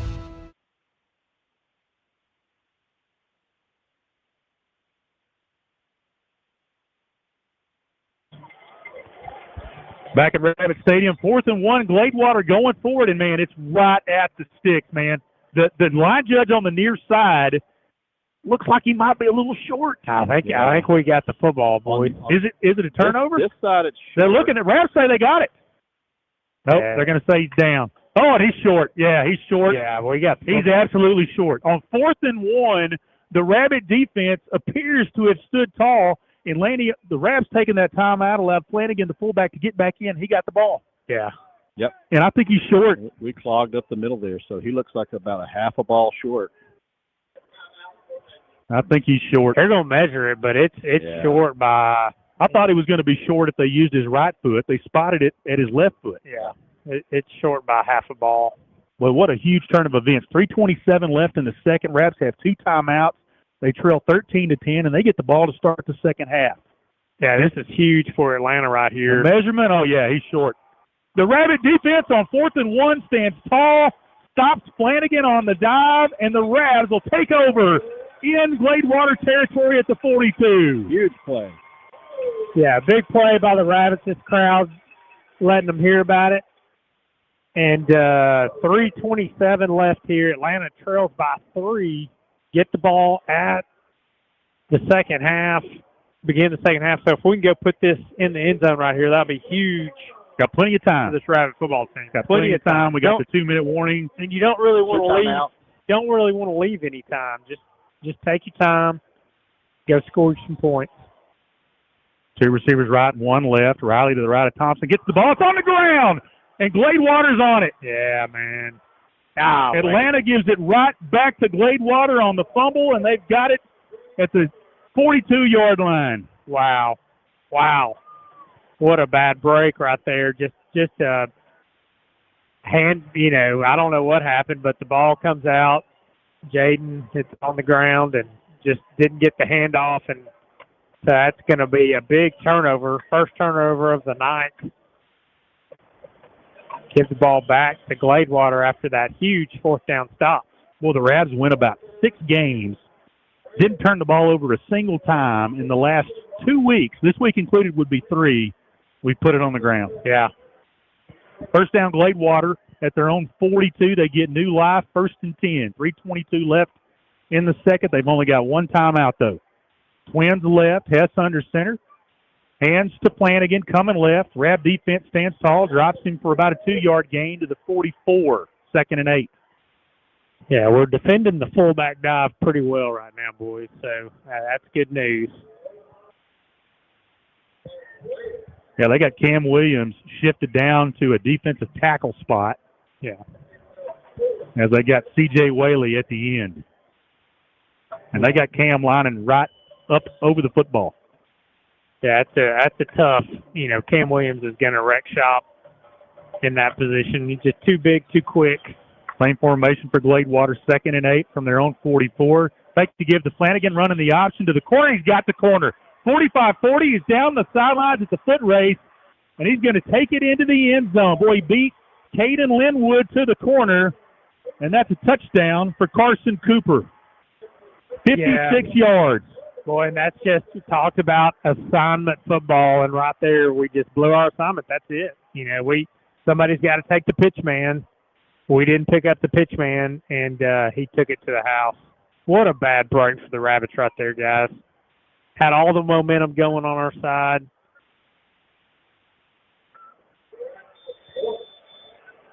On to attempt the extra point is Sergio. Snap back, hold down, kick is good. 2:33 left in the second. Gladewater 20, Atlanta 10. Rap football on Cass County Radio. KALT, powered by Dairy Queen. This is Jana with Jana's Mercantile, your local gift shop in downtown Atlanta, Texas, where you can find locally made gifts, Texas-themed, and Texas-made products. Myra bag purses and accessories, a full line of Rocasa Organics, wellness and beauty products, and so much more. That's Jana's Mercantile. Come see us at 116 North William Street, downtown Atlanta, Texas. It's Jana's Mercantile at the corner of William and Hiram Street. All right, welcome back to Rabbit Stadium. 2:33 here left in the second quarter, and Gladewater's put another touchdown on the board. A lot going on here. Rab stopped the Bears on a 4th down try. Then the first play after that, we fumbled, and Gladewater pounced on it. And 2 plays later, they scampered into the end zone from 56 yards out. So we've got a 20-10 ball game here with a kickoff for Gladewater coming up. Atlanta still has plenty of time here to go score. Rabbit return across 30 to the 32. Boy, that kickoff coverage team for Gladewater is impressive. Not giving us much in the way of lanes to return it. Yeah, we've won the special teams battle all year, and this is the first game we've really played, minus Pleasant Grove, where we're getting beat right there in our coverage, and they're getting better coverage than we are. 2:29 left in the second. Rabs trail 20-10. They got some time to put some points on the board. They get the ball to start the second half. They got 2 timeouts, and they have the 2-minute warning. Yeah, plenty of time here to go score. Even a field goal would be huge here for the Rabbits. 2 receivers right, 1 left. Riley to the left of Thompson in the shotgun. They're going to send Whaley in motion. He's going to clear the formation. Thompson's going to throw it. Has some time. Now he's under pressure, and he's going to be sacked back at the 25. Boy, they just blew the Rabbit right guard directly back into the quarterback, and it'll be a sack back at the 25. Yeah, that pocket just collapsed on him. Didn't give enough time for the receivers to get into their routes, and that's going to be a big loss on first down. Loss of 7, 2nd and 17, and that'll take us to the 2-minute warning. Gladewater 20, Atlanta 10, Rabbit football, powered by Dairy Queen, Cass County Radio, KALT. The Wesley House is the perfect place for seniors who value their independence, yet need help with daily activities such as bathing, dressing, and medication assistance. We focus on individual wellness and encourage continued independence with a tailored plan of assistance provided by well-trained team members available 24 hours a day. At Wesley House, our assisted living residents enjoy living spaces designed for privacy, comfort, and accessibility, large windows, convenient kitchenettes, and floor plans that suit individual tastes. We encourage all residents to bring their own furniture and decorate their room with personal items, artwork, and family photos. All the things that make a place to live feel like home. Every room is also equipped with an emergency call response system for added confidence. Let our 2 minutes house left in the be second your quarter home. off the 2-minute timeout. Rabs with it, 2nd and 18, following the 8-yard sack. Ball's at our own 25. 4 receivers in this formation, 2 to each side. They'll send Riley out to the left. Thompson alone in the gun. Takes the snap under pressure immediately. Throws it over the middle for Whaley, and it's incomplete. Boy, Thompson hit almost immediately. 3rd and 18. And just a dangerous pass there. Number 3 from Tatum tips that ball, and that could have been an interception right there, but Atlanta is going to have a 3rd down and long play here with 1:56 left. Don't think they blitzed anybody on that play. I think that was just a 4 down lineman. Yeah. Getting pressure. Now they bring in an extra lineman, line him up at nose guard. Receiver to each side, Riley to the left of Thompson on 3rd and 18 from our own 25. Thompson to throw, has some time, throws it over the middle for McKinney, and he can't make the catch. Boy, just about a yard in front of him. Had him streaking down the field at the 45. It's incomplete. The Rabs will punt it away. Yeah, it's going to be a punting situation, but yeah, you had McKinney right there, and that would have been a nice gainer. That would have been a 1st down. Nice play. Hopefully we can hit that later on in the ball game, because they're not accounting for Liam McKinney. Whaley's going to drop back to his own 10 to kick this one away. Gladewater has nobody to eat. They're coming for it. Whaley's punt is a high spiraling kick.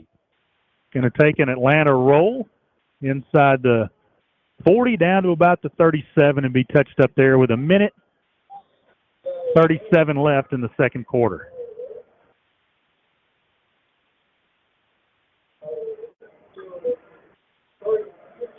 All right, 1:37 left. Gladewater has 1 timeout left. Really don't want them to score here. You know, it's just a 10-point ball game. We get the ball back at the second half. Let's just get to halftime, make our adjustments, come out and see what we can make happen.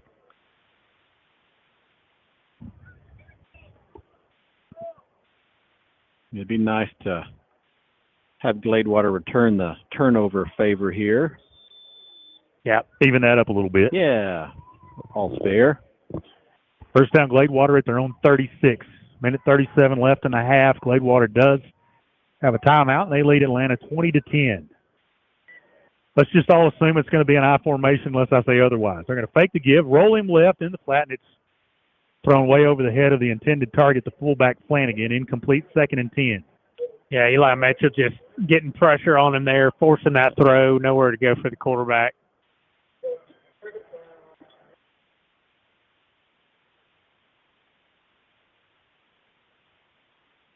Not much time clicked off on that one. 1:33 left in the second quarter. Rabs do have 2 timeouts if they want to stop the clock here. Throwing that ball incomplete there saved us 1. I don't imagine they're going to do that again. 2nd and 10 at their own. Gladewater at their own 36. They're going to hand it off to the tailback coming left. Rabs cut that off. He cuts it back. Nice It's play. maybe a yard or 2 on that one. It'll be 2nd and 8. That was Cooper again on the carry, who had the big run for the touchdown. There's the timeout by the Rabs. Stop the clock with 1:23 left in the first half. Gladewater 20, Atlanta 10. Rabbit football powered by Dairy Queen on Cass County Radio, KALT.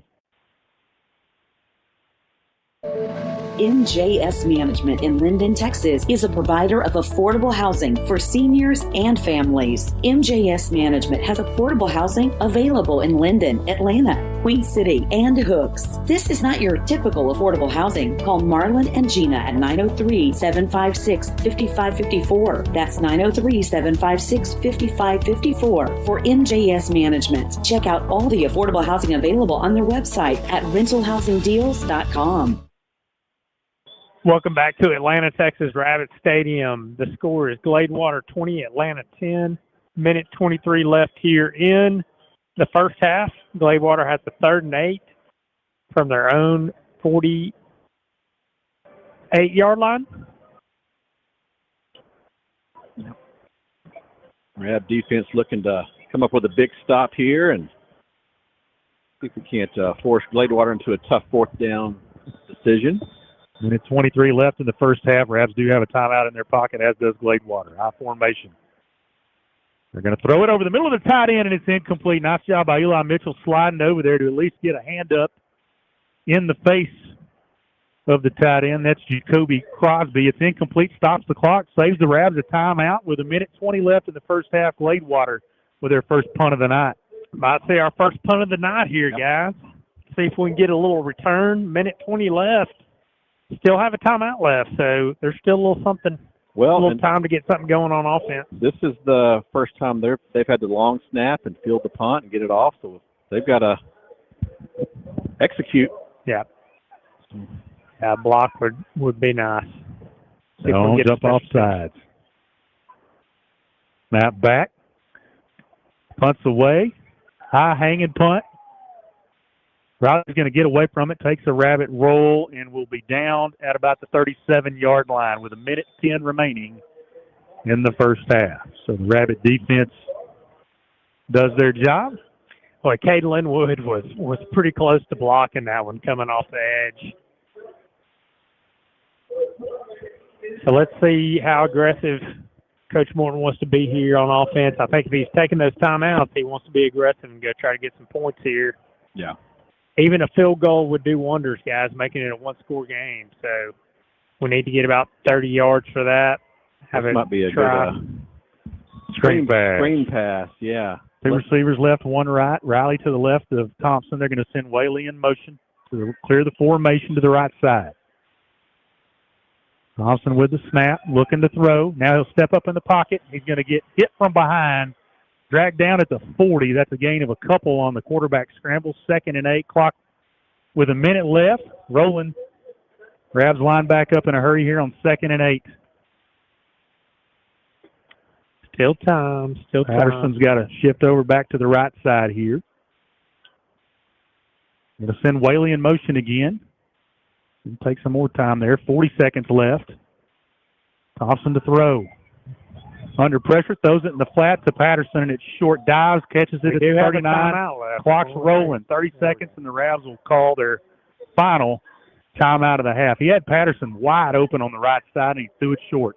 Yeah, just a little short there to Patterson, and able to catch it, but he might have opportunity to go pick up some big yards there because nobody was covering him over there. They're so keyed in on C.J. Whaley. I hope we really kind of at halftime talk about throwing to some of these other guys. You know what? We have not run one time in the first half, boys. What's that? The jet sweep. We have not. Yeah, it's been haven't silent. shown it. One time we ran it to Linwood. Yep. What'd he do? He got stuffed on the short side for no gain. I think he got about a yard or two. Yeah, we have run it once. So now you got 31 seconds left. No timeouts. Ball's at our own 41-yard line on 3rd and 6. Whaley and Linwood to the near side. Shields checks in at tight end on the far side. McKinney's at the wing on the left. Riley to the left of Thompson on 3rd and 6. Low snap. Thompson's got it under pressure almost immediately, and he's going to be sacked. Back at the 33-yard line, he came off the edge. Nobody touched him, and he dropped Thompson for a quarterback sack back to the 34, and Atlanta will likely let the clock run out on the first half. Yeah. Now, Gladewater do they have a timeout? They've got one. Yeah, I don't know. I'd almost call one and force a punt there, but doesn't look like they're going to. Into the first half, Gladewater 20, Atlanta 10. Rap football on Cass County Radio. KALT, powered by Dairy Queen. We'll calculate the first half stats. Be right back with you.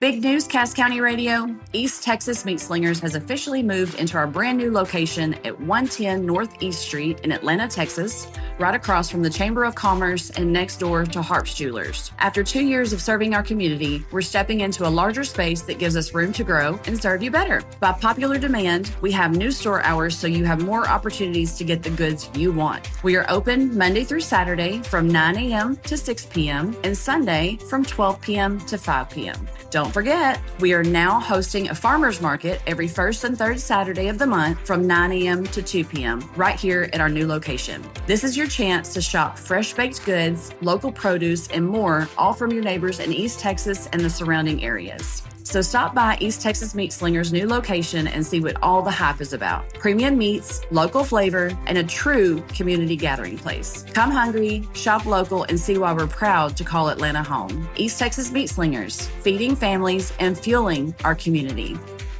C&C Tire and Service Center, located at 714 U.S. Highway 59 in Atlanta. Charlie's the general manager with over 28 years experience in the tire business. They have 2 mechanics with 20 plus years experience combined. Our tire technicians are some of the best around with over 40 years experience combined. Tyler, James, Steven, Martine, and Lakin. They have an alignment machine that is the best money can buy. We will offer all types of tires, including locally built Cooper tires. Our mechanics are experts with all kinds of steering and suspension work, and also brakes. And guess what? Where they're offering oil changes and any routine maintenance work. They'll eventually be offering AC repair, and they're proud to be serving the community in which they live. Take pride in the fact that that shop is locally owned by Freddie and Crystal Campbell. Come see the local guys you know and trust. They're open Monday through Friday, 7:30 to 6. The phone number, 430-562-2846. Once again, that's CC Tire and Service Center, 714 U.S. Highway 59, right here in Atlanta. Come see the local guys you know and trust.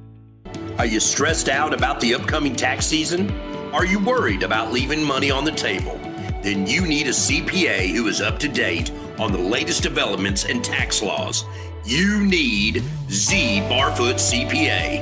With Z, you have the option of online portals, e-filing for faster refunds, and the same personal experience every year. Z can prepare your returns without you mailing documents or even leaving the house.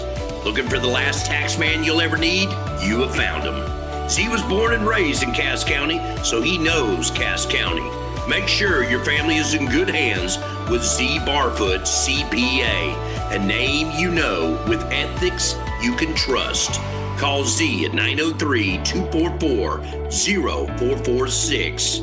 That's 903-244-0446. This is Bobby Joe with Genesis Prime Care Ellington Memorial Clinic, and we want you to know your health is our priority and your schedule matters. We're open Monday through Friday from 8 a.m. to 5 p.m., and our walk-in clinic is open Saturdays from 8 a.m. to noon, so you can get care when it works for you. Our services include family medicine, pediatrics, behavioral health, and more, all in one place, right here in your community. We're accepting new patients, and whether you have insurance or not, it's no problem. We have options to make your care accessible and affordable. Give us a call today at 903-796-2868 and take the first step toward Prime Health. That's 903-796-2868, or visit us online at genesisprimecare.org to learn more. Genesis Prime Care Ellington Memorial Clinic. Compassionate care close to home. Are you missing teeth? Maybe keeping you from smiling with confidence? I myself, Jim Davenport, was at that point, and I went and saw Dr. Mark McCaddy at Texarkana Denture and Implant Studio. They're here to change all of that. Whether you need a full or partial dentures, permanent dental implants, or even same-day denture repairs, they've got you covered all under one roof. They've got an in-house lab. They offer fast, high-quality service without the long wait. Need extra comfort? We offer oral sedation options so you can relax during your treatment.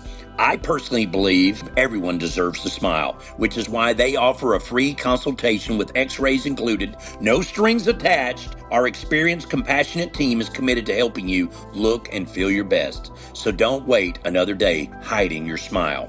Call 903-403-4025 or visit txkdental.com to schedule your appointment now. Texarkana Back at Denture and Rabbit Implant Stadium, we're at Studios. halftime. Our halftime Exceptional score, care, Gladewater 20, unforgettable your Atlanta smiles. Rabbits 10. This is the East Texas Meat Slingers halftime show. East Texas Meat Slingers is located at 110 Northeast Street in Atlanta. They'd like to thank you for your support and patronage. Our number 903-650-9898. This is grilling weather, boys. Oh, yeah. Getting a little cooler in the fall. It's great. Great time to go out and throw some hamburgers on the grill, and East Texas Meat Slingers be happy to help you do it. He's been crunching the first half stats. He's got them ready. Take it away. All right, so we'll start with some Gladewater stats here on the ground, which is going to be their heavy stat category. First half, they had a total of 132 rush yards for 3 touchdowns. Leading rusher was number 21, Carson Cooper. He had 7 carries, 77 yards, and a touchdown. Running back number 22, Trey Watts, had 4 carries, 4 yards, and fullback / running back Jeremiah Flanagan, number 28, had 13 carries, 51 yards, 2 touchdowns. Through the air, quarterback number 7, Achilles Hess, was 2 of 7 for 34 yards, and 32 of that 34 was completed to number 5, Maddox Vasquez. Over on the Atlanta side of the ball, on the ground, Jaden Riley finished the first half with 6 carries, 72 yards, and a touchdown. Marshawn Woodbury added in another 7. Braden Thompson added another 6, so he had 85 yards rushing first half. Through the air, Braden Thompson finished 6 of 11 for 45 yards. Let's see. C.J. Whaley was the leading receiver there, holding in a 35-yard catch. Jaden Riley had another catch, and Easton Patterson has 2 catches, and Keegan Lloyd also has a couple catches. We don't keep up with time of possession, but I think it'd be pretty even in the first half. Pretty close. Probably a little edge to Gladewater. They had a couple of sustained drives there where they ran the ball quite a bit and scored a touchdown.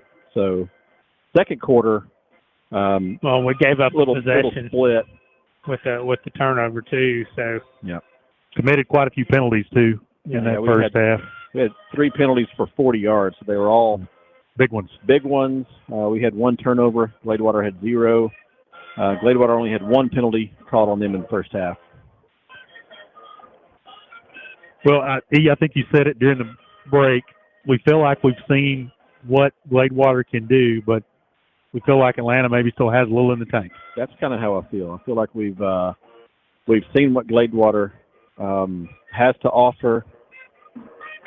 We've answered a few possessions and have not on a couple of others, and I feel like we've not really gotten into a rhythm ourselves. So I feel like we've got a little left to show, and got some things up our sleeves and some things yet to accomplish. So, down 10, but not feeling at all like you're out of this ball game. What'd you see in the first half? Well, I mean, I thought we had a great chance to go take the lead right there after we had that stop on 4th down, and then that turnover really got us. But Gladewater certainly the bigger team, and they're very physical. So right now we're struggling up front, struggling to protect the quarterback. I think we can throw the ball downfield, but we really haven't been able to give Braden time. The few times that we have, he was able to hit CJ for a long pass there and then get a pass interference in the end zone. So let's see if we can protect the quarterback a little bit better and maybe wear down that big Gladewater defensive line and run the ball in the fourth quarter. It's this team doesn't quit. They're not panicking right now being down 10. They've been down before this season, and so I think we're in for a ball game. We get the ball first in the second half. Hopefully we can go down and get some points and keep this thing close. Defense has played well, I thought. We just had that one mistake on the pitch play there where we didn't cover the pitch man. We were there. We just had 2 guys covering the quarterback. That'll get addressed at halftime, and they'll get that fixed. But we're in this ball game. We can play with them. It's going to be a good second half. Gladewater's band on the field performing for the halftime session, military style. Yeah, I saw where they had the military band state championship was down in Waco this year, so I think they just had that last week. Atlanta band has a big day tomorrow, competing for a berth to state, I believe, right? Yep. So yeah, I think it's the area band competition, so a lot of excitement heading into tomorrow. Getting a little tune-up tonight at halftime. I'll tell you what, let's take our first time out of the halftime session. We'll try to get some scores from around the area and update you when we come back. This is the East Texas Meat Slingers halftime show, located at 110 Northeast Street in Atlanta. 903-650-9898. Rabbit Football on Cass County Radio, KALT, powered by Dairy Queen. Back after this. Big news, Cass County Radio. East Texas Meat Slingers has officially moved into our brand new location at 110 Northeast Street in Atlanta, Texas, right across from the Chamber of Commerce and next door to Harp's Jewelers. After 2 years of serving our community, we're stepping into a larger space that gives us room to grow and serve you better. By popular demand, we have new store hours so you have more opportunities to get the goods you want. We are open Monday through Saturday from 9 a.m. to 6 p.m. and Sunday from 12 p.m. to 5 p.m. Don't forget, we are now hosting a farmer's market every first and third Saturday of the month from 9 a.m. to 2 p.m. right here at our new location. This is your chance to shop fresh baked goods, local produce, and more, all from your neighbors in East Texas and the surrounding areas. So stop by East Texas Meat Slingers' new location and see what all the hype is about. Premium meats, local flavor, and a true community gathering place. Come hungry, shop local, and see why we're proud to call Atlanta home. East Texas Meat Slingers, feeding families and fueling our community. Where performance meets recovery. Alt 53 Equine Massage Therapy, helping your horse move, feel, and perform their best in and out of the arena. Call or text at 903-650-7782 and follow on Facebook at Alt 53 Equine Massage Therapy, because your horse deserves to feel their best.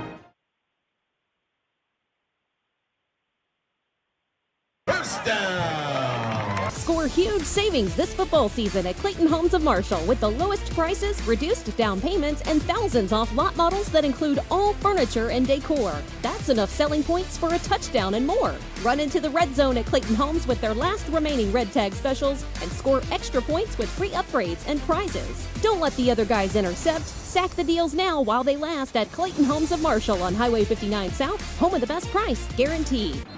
That's a flag on the play.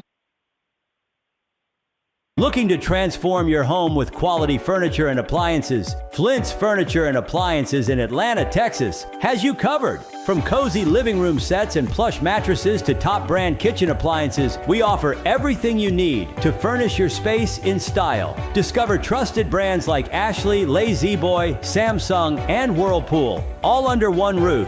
Plus, with flexible financing and lease-to-own options, upgrading your home has never been easier. Visit us at 314 East Main Street in Atlanta, Texas. Explore our latest deals at flintsfurniture.com. Flint's Furniture and Appliances, where comfort meets quality.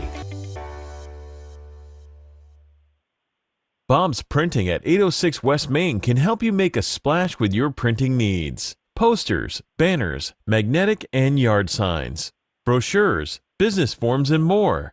Bob's Printing, 806 West Main, Atlanta. Call 903-796-7991. The Wesley House is the perfect place for seniors who value their independence, yet need help with daily activities such as bathing, dressing, and medication assistance. We focus on individual wellness and encourage continued independence with a tailored plan of assistance provided by well-trained team members available 24 hours a day. At Wesley House, our assisted living residents enjoy living spaces designed for privacy, comfort, and accessibility, large windows, convenient kitchenettes, and floor plans that suit individual tastes. We encourage all residents to bring their own furniture and decorate their room with personal items, artwork, and family photos. All the things that make a place to live feel like home. Every room is also equipped with an emergency call response system for added confidence. Let our house be your home. Call Linda Hill, the Executive Director, today for a free, no obligation assessment at 903-796-7991. 6300.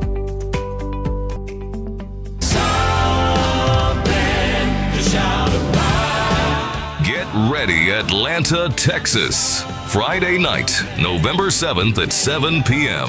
Cornerstone Assembly of God welcomes the Down East Boys. Dove Award nominated for Southern Gospel Album of the Year, Something to Shout About. Join us for an unforgettable evening of powerful harmonies, inspiring music, and heartfelt worship.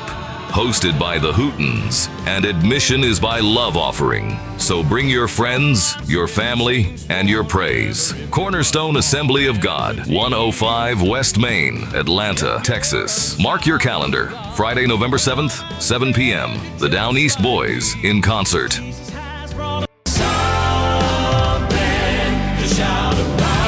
Funeral Service, we understand when you've suffered a loss, and we care and have been providing caring service to the Arklatex for over 83 years. We offer a full range of professional services including grief support, a grief support resource center, and grief support groups. Our supportive caring staff is here for you when you need us. Hanner Funeral Service, 103 West Main Street, Atlanta, and at hannerfuneralservice.com. Call 903-796-2835. Welcome back to the East Texas Meat Slingers halftime show. Gladewater 20, Atlanta 10. East Texas Meat Slingers is located at 110 Northeast Street in Atlanta. Phone number 903-650-9898. The Gladewater Band has wrapped up their halftime performance. Big Bad Band from Rabbitland in the middle of transporting all of their props out onto the field. Trying to get one final rehearsal in before is it area or region? What's it? Is it area? Well, I think in band it's different. They have region before area. It's kind of confusing, but area is the higher level. And if they advance, then they go to state. Is that right? Yes. Okay. Yeah. So big competition for the Big Bad Band from Rabbitland tomorrow. Here come the glowing orbs that Eric is a huge fan of. I love them. He doesn't like a glowing orb. Boy, just an unreal night for football in East Texas, probably in the 50s. Nice and true cool. Football weather. Good trick-or-treating weather, good football weather, a little deer hunting weather. That's right. He's going to try to check all three of those boxes in the next 24 hours. This is golfing weather for me. Yeah. Whenever you can go out and just do what you want, not sweat, then I'm in. So this is my time of Prime year. time. Been waiting all year for this. Yeah. Drag the TV in the backyard and watch college football in the backyard. Anything. Shani, you have some scores over there for us? I got some scores. All right. So halftime score: Pleasant Grove 37, Pittsburgh 7. Big lead there at halftime for Pleasant Grove. Gilmer up big on Longview Spring Hill, 42-21 at the half. Sims putting it on Linden, 56-8 at the half. Tatum, White Oak, interesting score here at halftime. White Oak leading that game, 26-20. Another district matchup. Liberty Allo up on Jefferson, 21-12 at the half. Omaha up on the Alba Golden Panthers, 38-6 at the half. New Boston up on Hugh Springs, 14-9. That's in the second quarter. Hooks in a tight one with Redwater, 7-6 in the second quarter. Texas High up big on Jacksonville, 42-0. DeKalb up big on Queen City, 42-0. And Carthage up big on Rusk, 49-0. Those are your scores. Thank you, sir. Approaching the 9-minute mark of the halftime frame. Big Bad Band from Rabbitland on the field, performing for the crowd. Good crowd tonight, by the way, boys. Yeah, good crowd coming out to watch these Rabbits in this big district matchup. Seen a few pretty cool Halloween costumes out there tonight. Some of the kids. A lot of fun to be had tonight if you're looking for it. Yeah. A lot of stuff going on and a big-time ball game here. And school was out today, so it's kind of an extra fun day. For the students, anyways, they were out. Yeah, they got a little extra day off. Yeah, we all had to get up and go to work, right? We did. Went to work today. Did not get to sleep late today. Yeah. Not quite as chaotic when you're not shuffling them all out the door, though. Yeah, mornings are easy. Well, let's. We got about 8 minutes left in the halftime frame. You know, you look at the course of this season over the last 9 games, Rabs have been able to make really good halftime adjustments and come out in the second half and pick up some wins. So what would you guys like to see adjustment-wise from the Rabs in the second half? One thing I think we might want to try here, something we did earlier in the season, kind of went away from, but might want to run a little wildcat, throw that at them, see if we can get something going on the running game. What that does is basically it gives you an extra blocker in there against this big defensive front for Gladewater. So we could see if we can get a little something going there.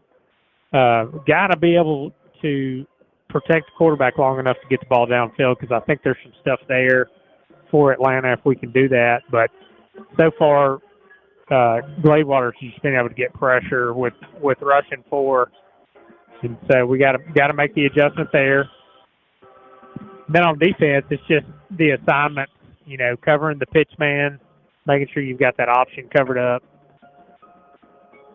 being ready for that play action that got us early in the game. Steve, what do you think, second half? Yeah, on defense, I agree a lot with Lanny. I think really, other than the one long kind of like busted run coverage play that they busted on us, and the one pass play for about 35 yards, they really just kind of nickeled and dimed through the first half, and the Rabs did a pretty good job of kind of shutting down that middle run. And I think if we can just kind of keep some containment, the defense is looking like they're in a good spot. And then, you know, on the offensive side, it's a little tricky because when you're kind of getting a little bit, I don't want to say manhandled, but when you're getting a lot of pressure without blitzing, you know, the temptation is to bring a lot of extra help to protect in. And I think with our weapons guys and our speed guys, I think if we can spread things out a little bit and do a little quicker things in space and get CJ and Jaden outside of tackle a little quicker, I think that's going to give our offense a better chance to pick up some chunks and open things up a little bit too, because we've had some good looks in the passing game, but it's been a little too hurried and a little too bunched up to kind of let them develop. So I think a little bit of space buys us, doesn't buy us time, but it buys us the basically equals time. So we'll see what they'll do. Let's go through the scoring in the first half and update you with our game summary. Gladewater got on the board first with 3:54 left in the first quarter. They played 55-yard drive. They punched it into the end zone, a 3-yard TD run by the fullback Flanagan. The 2-point try was a run off the swinging gate, was no good. 6-0 Gladewater. Then with 10:41 left in the second, Gladewater scored again on a 3-yard TD run by Flanagan, the fullback. That was an 8-play, 42-yard drive. That time, the extra point was good, made it 13-0 Gladewater. Atlanta responded with a 7-play, 67-yard drive of their own, capped off with a 27-yard field goal by Whaley to make it 13-3 Gladewater with 8:20 left in the second. Then Atlanta got a big stop on defense, got the ball back, went 69 yards in 3 plays, 62-yard TD run by Riley to make it 13-10, the extra point good. That was with 5:31 left in the second. Then the defense got another stop on 4th and 1. The Rabs got the ball back, but then on the handoff, fumbled it, gave it right back to Gladewater. They went down and scored a touchdown with 2:33 left in the second. Extra point was good, and that made it 20-10. So ebb and flow in the first half. Rabs will get the ball to start the second half. Got to go down and get some points. Yeah, got to go get some points on that first drive, even if it's a field goal. But need some points, get this to a one-score game. See if the defense can get some stops here, which I think they will in the second half. Just got to find a way to move the ball. You know, going to have to score probably in the 30s to win this thing. Big Bad Band from Rabbitland wrapping up their halftime performance. Let's take our final timeout. We'll come back and bring you the third quarter from Rabbit Stadium. Gladewater 20, Atlanta 10. East Texas Meat Slingers halftime show located at 110 Northeast Street in Atlanta. 903-650-9898. Rabbit football powered by Dairy Queen on Cass County Radio. KALT back after this. What's happening in Cass County? Brought to you by Sonic, America's Drive-In. Now open until 2 a.m. and home of your all-time favorites. The Cullen Baker Fair is almost here. It all happens Saturday, November 1st. Over 200 vendors plus food booths and ready to serve up your fair favorites. Don't miss the homemade fried pies under the awning by the country store. Get your Cullen Baker Fair t-shirts, this year's or last year's, just $20 each. Bounce houses are back behind the food court, $10 for all-day fun. Check out the antique tractors on Texas and Maine and stop by the Blood Bus by the railroad tracks to donate if you can. The parade rolls out at 10 a.m. The car show runs in the school parking lot and there's live music all day from 8 to 5, capped off with a street dance from 7 to 11 p.m. The country store's open 8 to 5. And don't forget your raffle tickets, just $3 each. You could win a hand-painted quilt by Yvonne Vestal or a glider rocker handmade by Sammy Humphrey. So come on out and celebrate small-town fun at the Cullen Baker Fair, Saturday, November 1st. If your civic club or nonprofit organization has an announcement, email it to casscountyradio@gmail.com and we will get the word out. What's happening, Cass County? Brought to you by Sonic, America's Drive-In. Now open until 2 a.m. and home of your all-time favorites.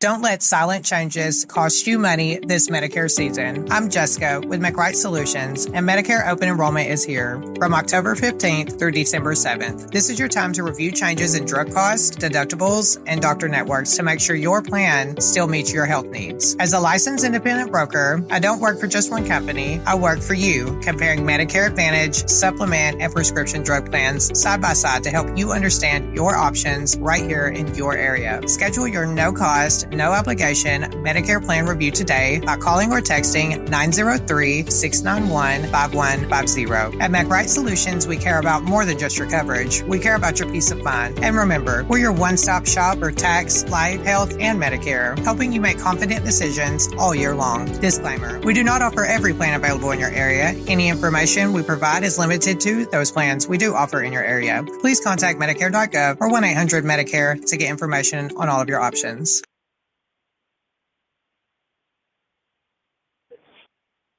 Back live at Rabbit Stadium as we get set to resume play in the second half.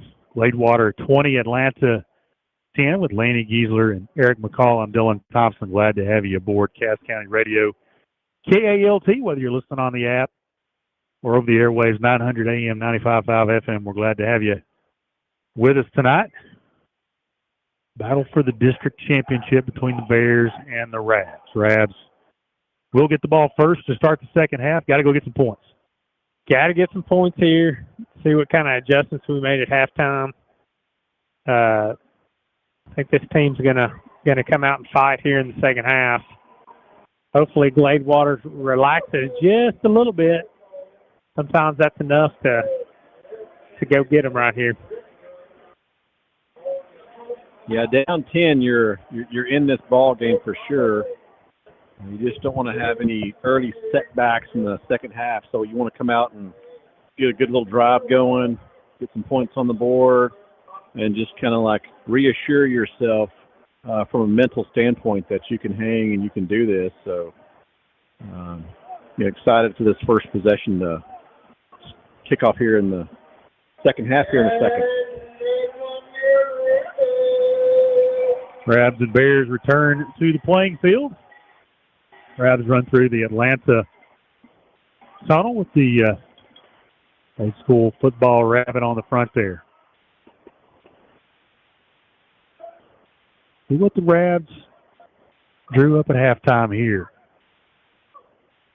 Gladewater will kick it from their own 40. They'll move from our right to our left.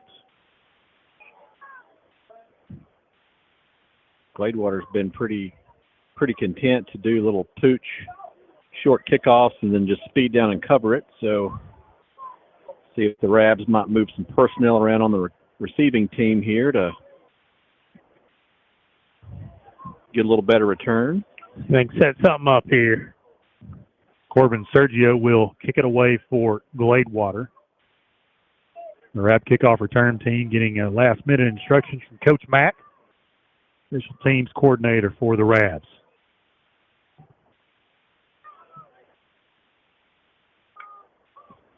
Yeah, got our deepest returners at about the 25. Nobody back very deep. One more half of football for the district championship, boys. There's the pooch kick near side. Going to be caught at the 35. He's going to be hit immediately. Woodbury was the one that fielded the kick, did not give a fair catch signal. Wrapped up almost a second he caught the ball. Rabs will have it 1st and 10 at their own 35. Yeah, a little bit dangerous there to not fair catch because they were right on him, but he did a good job of securing that. Decent field position for the Rabs to start this first drive of the half.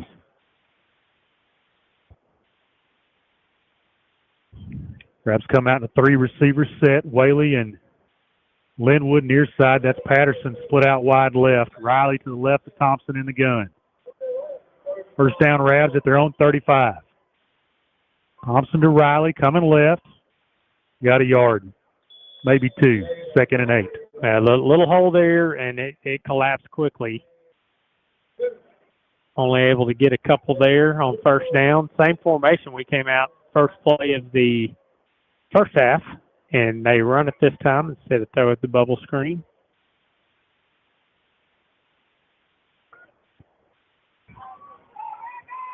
There's something big happening. It's awful quiet on the home side right now. Need a little spark. Thompson to throw, sending Whaley through the formation. They'll toss it to him at the 30. Now he cuts it up at the 35. They got him by the ankle. Loss of a yard. 3rd and 9. Yeah, well, that was a defensive tackle that ran out there and made the tackle on C.G. Whaley on the boundary. That was Damrian Johnson, the D tackle that ran out there and brought down Whaley. Yeah, that's defensive pursuit right there. Just tried to get it to CJ in space and try to make a guy miss, and they hemmed him up for no gain. 3rd and long from the Rabs at their own 36. 2 receivers left, 1 right. And send Whaley in motion, clears the formation. Thompson to throw. He's under pressure immediately, and now he's just going to throw it away. Boy, all 4 down linemen for Gladewater in the backfield on that one, and the Rabs will punt it away.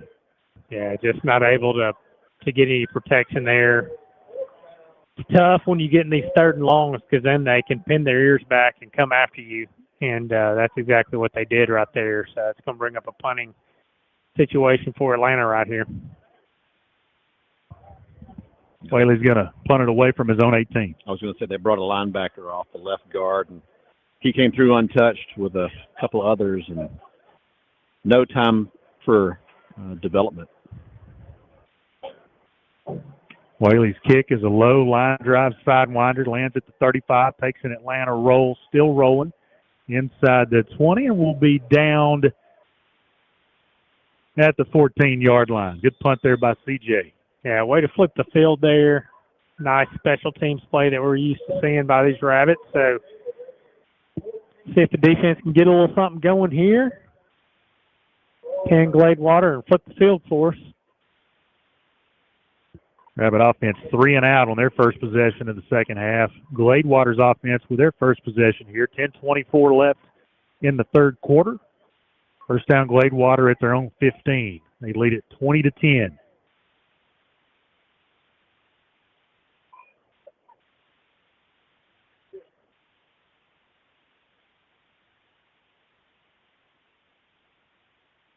Back. Twins right, I formation behind Hess. He's under center. They're going to give it to the fullback Flanagan. Got a couple of yards out to about the 18. Give him the 18. That's a 3-yard gain on first down. 2nd and 7. Gladewater being up 2 scores, they can just take their time on their play calls and continue to pound it between the tackles. Yeah, they definitely want to run clock here. They're not going to be going with a lot of tempo right now. Let that play clock run down. Same formation, twins right, I formation behind Hess. And gives it to the fullback again, breaks a couple of tackles. He's across the 20 to about the 23. A couple of yards short of the first down. It'll be 3rd and 2. Yeah, 3rd down here, deep in their own territory. The Rabbits can stop them here, force another punting situation. First 3rd down of the second half for this Rabbit defense.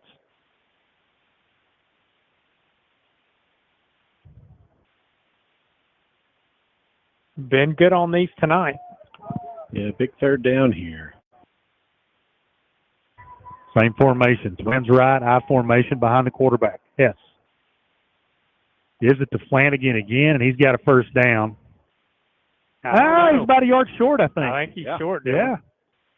Yeah, Like that spot there. It'll be short. 4th and 1 from about the 24. They're going to mark him short. So 4th down, decision time for Gladewater. Up 2 scores. Let's see if they want to gamble here. On their own 24. Had one of these in the second quarter, went for it, did not get it. They might call a timeout here. Gladewater's going for this. Quarterback's still on the sidelines. He's going to bring the play in now. Yeah, they're going 8 seconds left. They're not going to get this play off, fellas. 5 seconds, 3 seconds, 2, 1, 0. There it is. That's a delay of game. They're going to give him a timeout. Timeout, Gladewater. That's their first timeout of the second half. We'll take a 30-second timeout with them. 8:17 left in the third. Gladewater 20, Atlanta 10. Rabbit football on Cass County Radio. KALT, powered by Dairy Queen. This is Jana with Jana's Mercantile, your local gift shop in downtown Atlanta, Texas, where you can find locally made gifts, Texas-themed, and Texas-made products. Myra bag purses and accessories, a full line of Rocasa Organics, wellness and beauty products, and so much more. That's Jana's Mercantile. Come see us at 116 North William Street, downtown Atlanta, Texas. It's Jana's Mercantile at the corner of William and Hiram Street.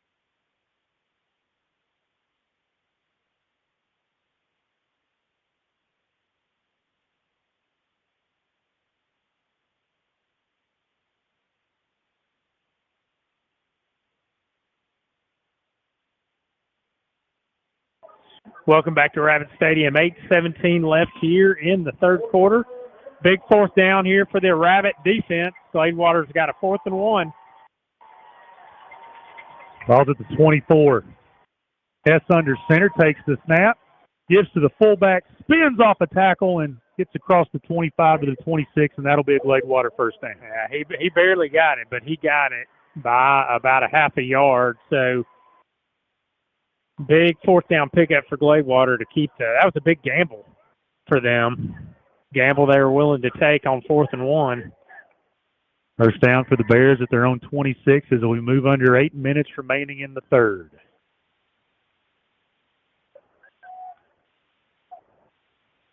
Single receiver to each side. Flanagan. Cooper behind Hess. Hess fakes the give. He's running the option right. Across the 29 to about the 30-yard line. Give him 4 on that carry. It'll be 2nd and 6 after the run by Cooper.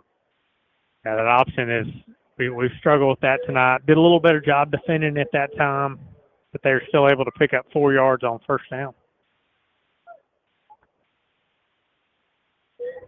They just hit you up the middle, and then they'll pop that little option outside.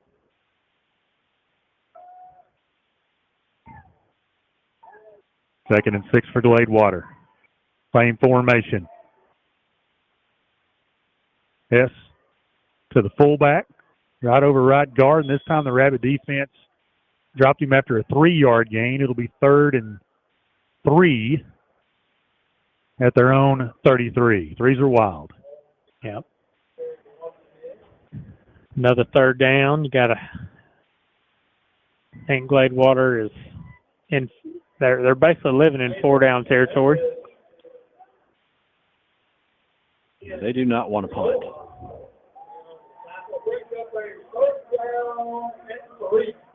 .6:45 left in the third and counting. Gladewater on top, 20-10. Two tight ends, I formation, single receiver to the near side. And they hand it to tailback coming left. He's going to get hit and get stopped. Where are they going to give him forward progress? Right at the stick. Yeah. Looks like they're going to give him first down there on forward progress. He didn't end up there. They're going to give it on forward progress. Cooper on the carry needed 3. He got 3. First down, Gladewater now at their own 36. It's taken them 3 or 4 downs to get the first down, but they continue to move it. Yeah, right now they're just milking that clock away with this 10-point lead. Same double tight end formation, single receiver near side. They give it to the fullback again, Flanagan, and this time he breaks free into the secondary. He's across the 50 into Rabbitory at the 45 before he's finally taken down at the 43. Flanagan finally busted one. Yeah, he got one and drug a few rabbits with him. Big gainer there for the fullback. Finally popped one up the middle. He broke about 4 tackles on that carry.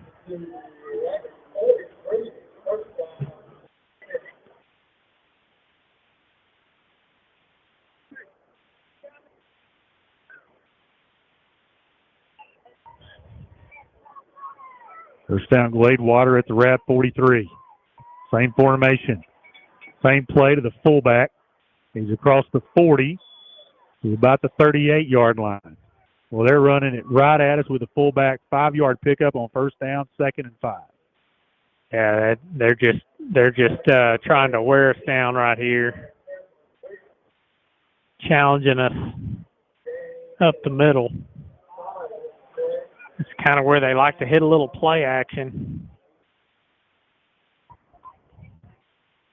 Yeah, they like to ram it up the middle and then every once in a while get one outside and try to catch us on our heels. Same formation, 2 tight ends, high formation. Give it to Flanagan, the fullback again. Well, he's had the last, 5 carries in a row, same play. Yep. This one nets 2 yards. It'll be 3rd and 3 at the Rab 36.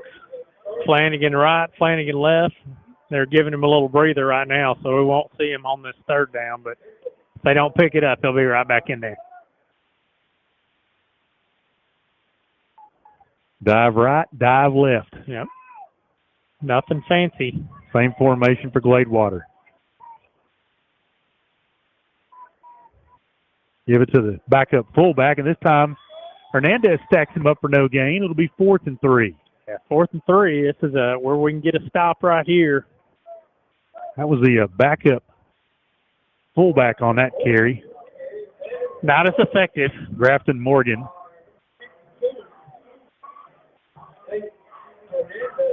Fourth and a long 3 at the Rab 36 with 3.5 to play in the 3rd. Rabs trail 20-10. And look, boys, who's coming back in? Mr. Flanagan. Mr. First down. Looks like Gladewater's going to wait and call a timeout here. This will be their 2nd timeout of the half. There it is. Timeout Gladewater, 30-second timeout. 3:14 left in the 3rd. Gladewater 20, Atlanta 10. Rabbit football powered by Dairy Queen on Cass County Radio, KALT. Looking to build or remodel? Holland Construction has you covered. With over 30 years of experience, we specialize in log homes, metal roofs, decks, privacy fences, tile, drywall, painting, windows, and cabinets. Whether it's a custom home, a small project, or a big renovation, Ronald Holland and his team are ready to bring your vision to life. Call Ronald today at 903-824-0388 or 903-824-6317. You can also email us at hollandconstruction@aol.com. Holland Construction, your trusted partner for all your construction needs. Cass County Radio, KALT is KPYN AM 900 Atlanta, 95.5 FMK 238BF Atlanta, and 103.9 FMK 280 GV Atlanta. 3:14 left in the third. Gladewater 20, Atlanta 10. Gladewater with a 4th and 3 on the RAB 36, looking like they're going for it again. Oh, yeah, they're going. This drive started at their own 14-yard line. Shoot up a bunch of clock. They have burned 2 timeouts on this drive, so they only have 1 left. Big 4th down for the RAB D, see if they can get another stop. 2 tight ends, I formation. Flanagan in at fullback. Hess takes the snap, hands it off, coming right as Cooper. He's got the first down across the 30, down to the 28. Carson Cooper with the run, converts on 4th and 3. Yeah, that time they go the tailback off tackle, and he's able to pick up first down and more. So Gladewater keeps this drive alive. They've burned at least 7 minutes of clock here on this drive. Just methodically marching it down.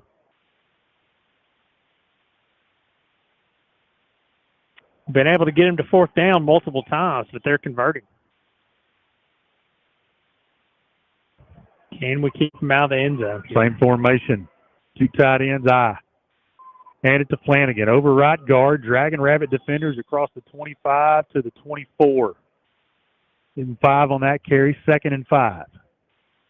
Yeah, when they pick up 5 on first down, it's hard to stop them.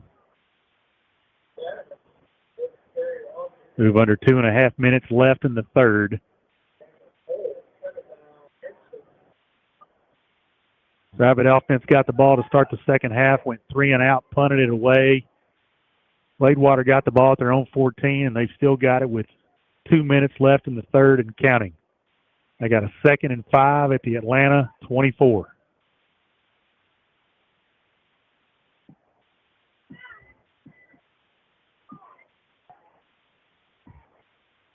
Yes, hands to the tailback Cooper, coming right.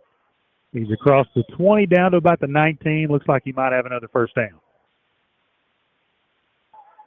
Looks like it's going to be, maybe they're going to mark him a little short here, so it's going to be 3rd and 1.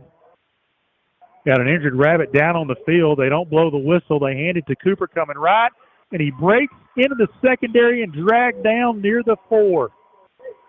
We got an injured Rabbit on the field. They didn't blow the play dead. Is that Kagan Lloyd? Yeah. Looks like they are not blowing it dead. He's laying on the ground, and they are not blowing it dead. Now C.J. Whaley just lays down and does a snow angel. And now we get an official's timeout. Kagan Lloyd holding his right shoulder on the ground. Coach Morton's out there talking to the head line judge, asking why we didn't get a whistle. I said C.J. Whaley. That's actually Cam Williams that was on the turf, and Kagan Lloyd is holding his right shoulder.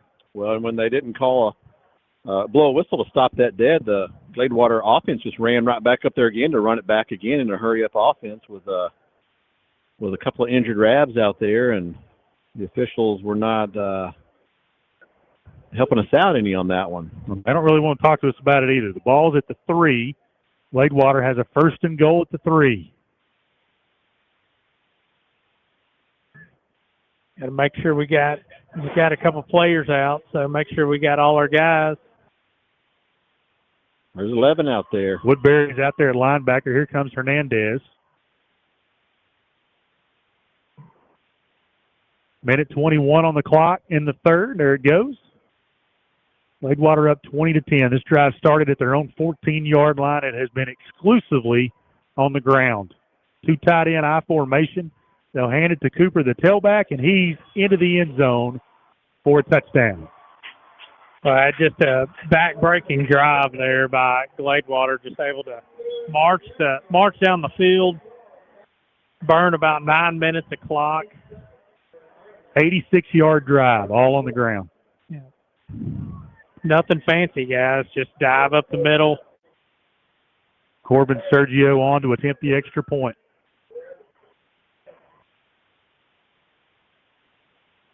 Actually, that's Grafton Morgan to kick. Hold is down. The kick is good. Minute 8 left in the third. Gladewater leads now 27-10 over the Ravs. Rav Football, Cass County Radio, KALT, powered by Dairy Queen. At Hanner Funeral Service, we understand when you've suffered a loss, and we care and have been providing caring service to the Arklatex for over 83 years. We offer a full range of professional services, including grief support, a grief support resource center, and grief support groups. Our supportive, caring staff is here for you when you need us. Hanner Funeral Service, 103 West Main Street, Atlanta, and at hannerfuneralservice.com. Call 903-796-2835. All right, welcome back to Rabbit Stadium here with 1:08 left in the third. Gladewater chewed up 10 minutes, of that third quarter on a 16-play, all-rushing play drive, capped off by a 3-yard touchdown run by number 21, Carson Cooper. So 1:08 left here. Rabs are down 27-10 here in the third quarter. Kickoff coming.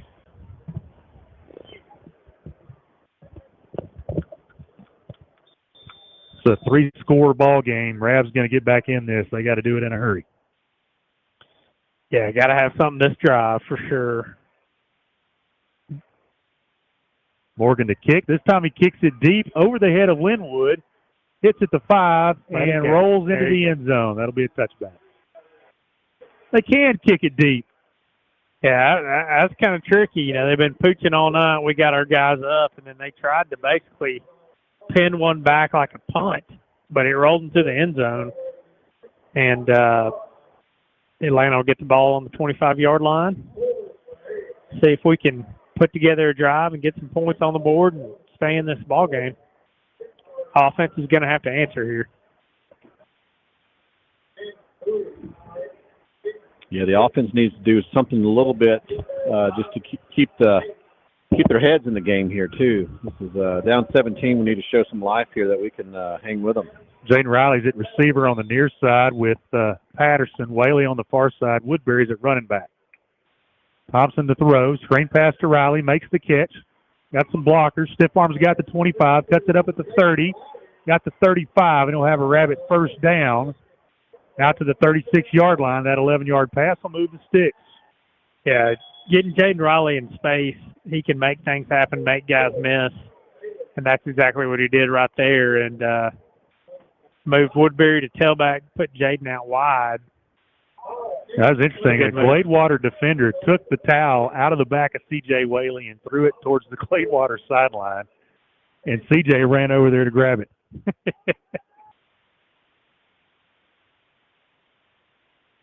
Interesting. There have been a lot of people trying to mess with CJ and getting his head all year, but it just fuels him. Doesn't seem to faze him. It was Vasquez that stole his towel. Now the Rabs have a first down at their own 36 after the 11-yard pass completion to Riley with 58 seconds left in the third, trailing 27-10.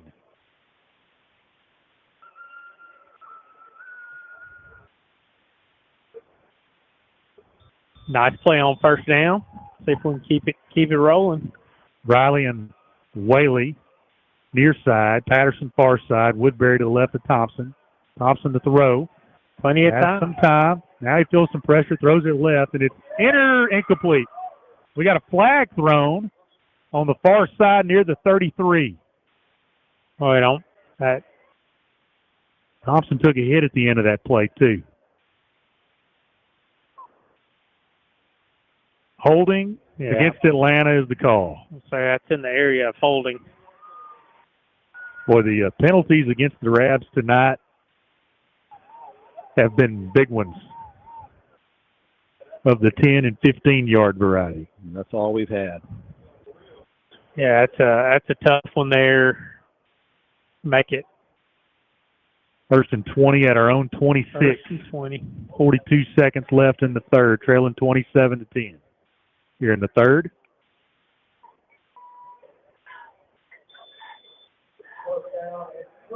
Two receivers left, one right. Thompson to throw. Feeling some pressure up the middle, throws the middle screen. It's caught by Woodbury. He's got the 30, 35, 40, down the sideline. He's got a blocker. It's Patterson in front.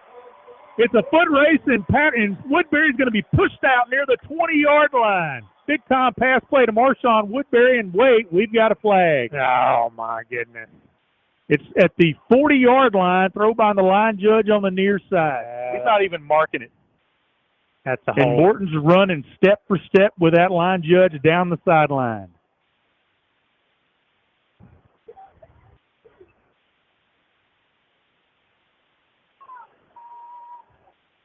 Yeah, their coach, Atlanta coach, is not happy with that one. Holding against Atlanta. Oh, boy. The good news is, boys, it's a spot foul. Yeah. So that'll only put it at the 29, so it'll be 1st and 17. We gained a few yards. From our own 29. Would have much rather had the ball at the Gladewater 20. Boy, that erases a big play from Woodbury. Big gainer there, and that's where we've had some success, just throwing the ball out into space to our running backs. Another big penalty there wipes out a positive play. Looks like they got our receiver, Patterson, on that one.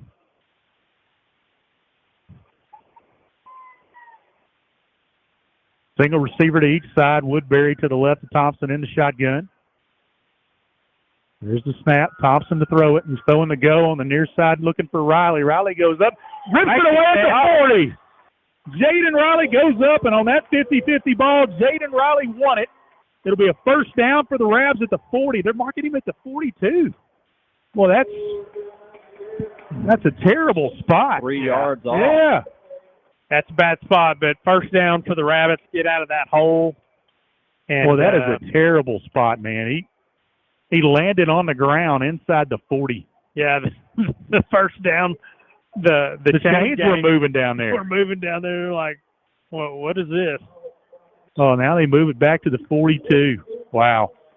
First down, Rabs at the Gladewater 42, 20 seconds and counting left in the third. Rabs trying to get a play off before the end of the quarter. Single receiver to each side. Thompson to throw.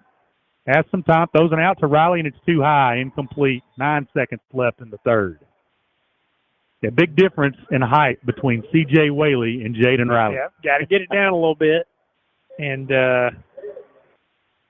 Atlanta's putting the other receiving threat out there with Jaden Riley, seeing if we can get a little something going with him and C.J. I like this offense right now in this situation. Riley left, Whaley right, Woodbury to the right of Thompson, just in there to help block. Thompson throwing the go. Near side looking for Whaley. It's not even close. It's out of bounds. 3rd and 10. 3 seconds left in the third.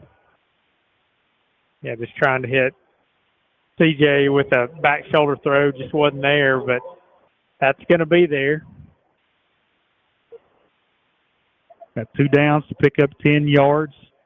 Definitely 4 down territory.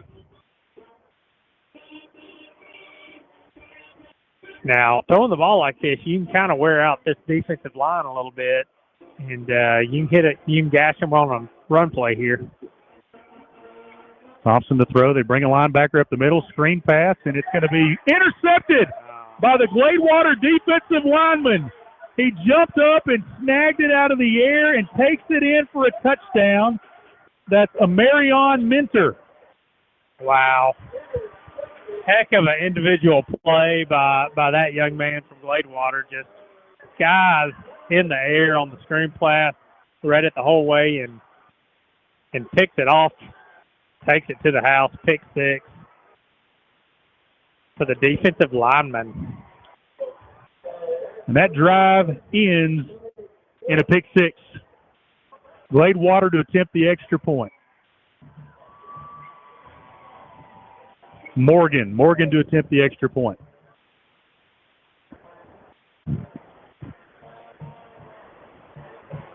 Well, that was a frustrating drive. Man. Had big plays wiped out by holding penalties, and then a big play to move the ball in Gladewater territory, and then the interception return for a touchdown. End of 3, Gladewater 34, Atlanta 10. Rat Football, Cass County Radio, KALT, powered by Dairy Queen. Look, from one old redneck to another, I'm over 65 too. If you want the real grocery card, or if you are questioning whether or not you even have a plan for 2026, please call me at 430-999-2271. This is Amy Gunstanson, looking out for Cass County as I always do. Looking to transform your home with quality furniture and appliances? Flint's Furniture and Appliances in Atlanta, Texas has you covered. From cozy living room sets and plush mattresses to top brand kitchen appliances, we offer everything you need to furnish your space in style. Discover trusted brands like Ashley, La-Z-Boy, Samsung, and Whirlpool, all under one roof.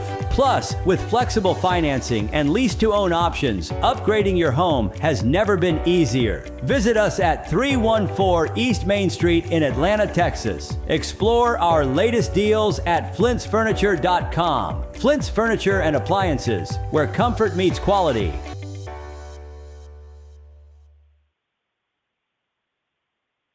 All right, folks, welcome back to Rabbit Stadium here, where fourth quarter is about to get underway.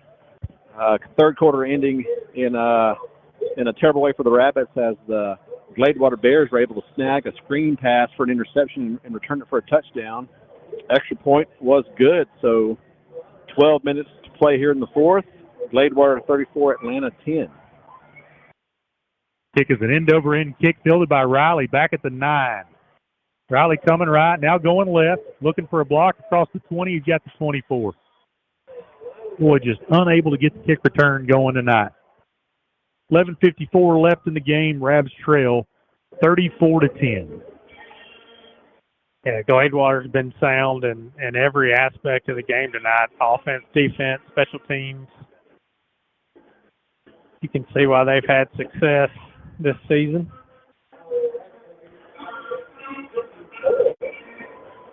You know, coming into this game, we heard a lot about the defensive and offensive lines for Gladewater, but man, watching them in person, they're pretty impressive. Yeah, they're good, very good. First down, Rabs at their own 24. Going to hand it to Riley, reverse to Woodbury, and he's going to get tackled back at the 17-yard line. And that is a D tackle coming in there, making that tackle unblocked on the reverse. Loss of about 8 on that one, 2nd and 18. Yeah, it's just too slow developing against this Gladewater defense. Well, and when you've got off 2 or 3 guys kind of in the backfield, you can maintain your lane and just hang out there, and that reverse kind of runs right to you. Yeah. Got a timeout on the field. We've got another injured Gladewater Bear. It looks like a cramp. 11:35 left in the game. Rabs will have a bye week next week. Head to the playoffs after that.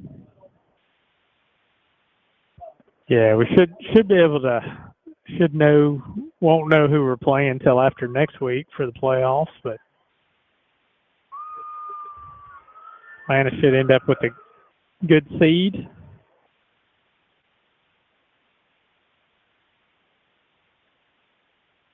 Second and 16 at their own 18-yard line. 11:35 left in the game. Gladewater on top, 34-10. 2 receivers left. Woodbury to the left of Thompson.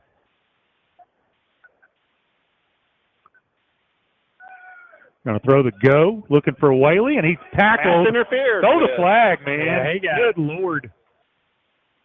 That took forever. That'll be pass interference, 15 yards. Give the Rabs a first down. Yeah. Whaley a little slow to get up on that one after he was tackled. Has a nice route there by Whaley. Nice pass. And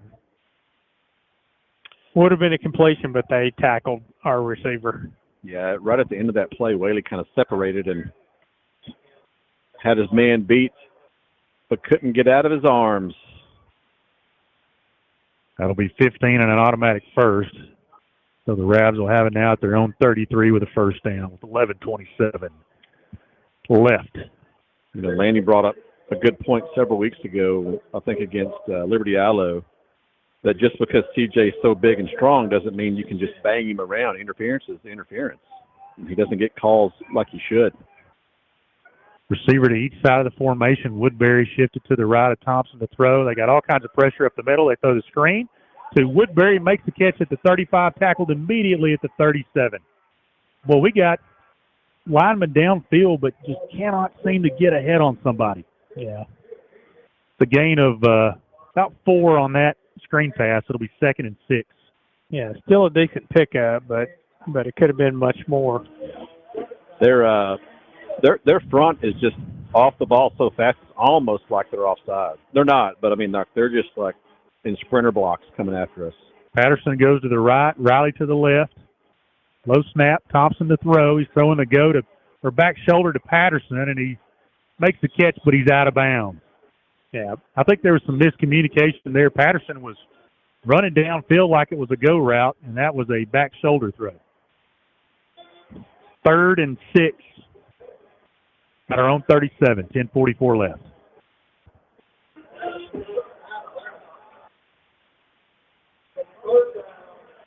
Rabs have been primarily, had to be, pass heavy in the second half. Yeah, got to sling the ball around, try to get quick scores. Thompson to throw again, looking for the screen. Caught at the 40 down the sidelines is Woodbury. It's a foot race down the sidelines. Marshawn Woodbury is going to take it in for the touchdown. No flags, guys. That's going to stand. Touchdown, Marshawn Woodbury. If you look on the other side of the field. Yeah. No, there are no flags over there. No flags. Okay. No flags. Yeah, just Marshawn Woodbury able to make one guy miss and then just hit the jet. Big touchdown for the Rabbits. Looks like they're going to go for 2 here, guys. Been tough on that offensive line tonight, boys. They blocked that one up well. Rabs going for 2 with 10:33 left in the game.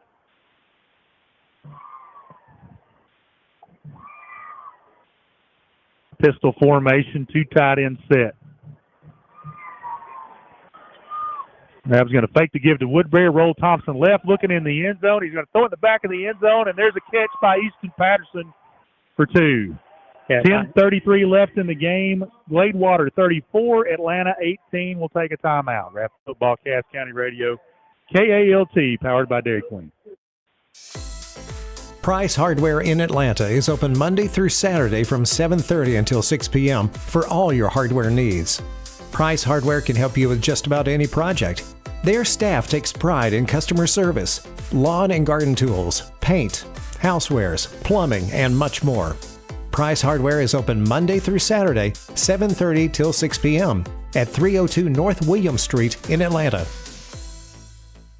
Hey guys, it's Frankie with Hill Insurance. We're located at 509 West Main Street in Atlanta, Texas. Our phone number is 903-796-2929. We'd be glad to quote your insurance, whether it's commercial, trucking, inland marine, general liability, workers' comp, property. Of course, on our personal lines, we do home and auto and all your recreational needs. And we do sponsor Jim's New Swims, which is pretty cool actually. So give us a call. Again, it's 903-796-2929. See you later.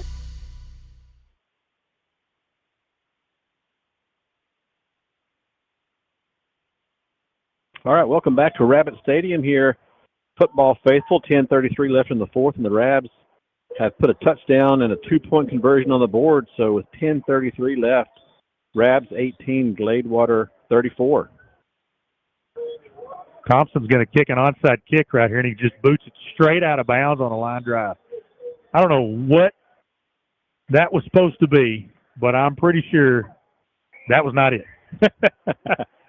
Yeah. Caught it a little flush. Of course, in the same vein, I don't know that Braden has ever kicked a football in his entire life until this year. Hey, that's kind of like trying to hit that chip shot. You kind of catch it thin and hit it about 150 yards. Yeah, caught too much the middle of the ball there to the top of the ball, but looked like an Eric McCall 4-wood in the fairway. That's right. Those Tiger Stinger from 200 out. All right, we need a 3-and-out here, boys, and get the ball back, put another quick score, onside kick. Gladewater's got it at their own 47 here with a first down. I bet they line up in the I formation and they give the ball to Flanagan. They're likely to run here a little bit. Single receiver to each side. Here comes Flanagan, and this time Ian Railhigh stood him up for a moment, but he spun off of that, lunged forward for 3 to the 50. It'll be 2nd and 7. He doesn't give up on first contact, that's for sure. He keeps those legs churning, hard to bring down. Little bowling ball, man. Big bowling ball. He's had 2 rushes tonight that were 1 yard. Everything else is 3, 4, 5, 6 every time.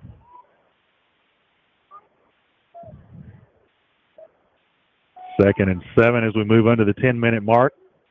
Here in the 4th, Gladewater up 34-18. They hand it off to Flanagan again, and this time, the quarterback kept it, fooled everybody in the stadium. He's got a first down to the Rab 41. That was Hess on the carry. Yeah, I thought the fullback had it as well, Dylan. I did not see the quarterback with the ball. Neither did our defense. He picked up the first down. Yeah, I saw that he had the ball when he was being tackled.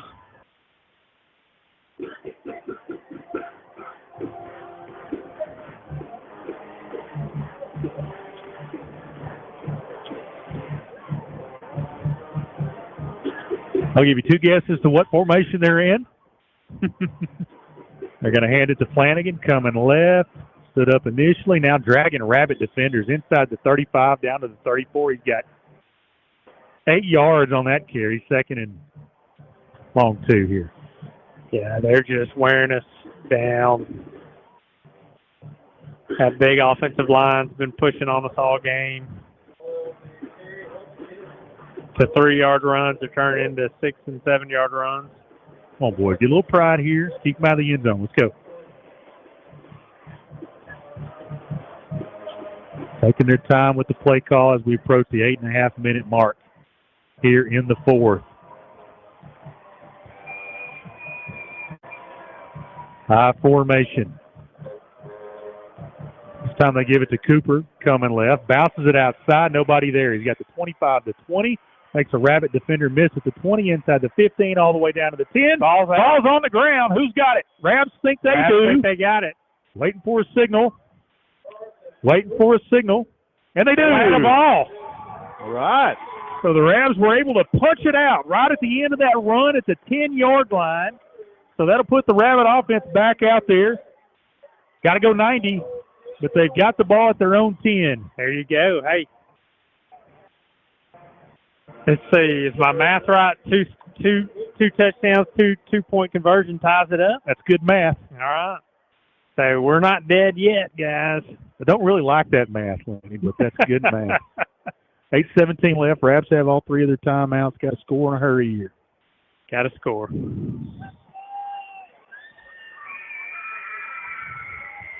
Looks like Linwood's at receiver with Patterson on the near side. They got Riley back in the backfield, lined up to the left of Thompson.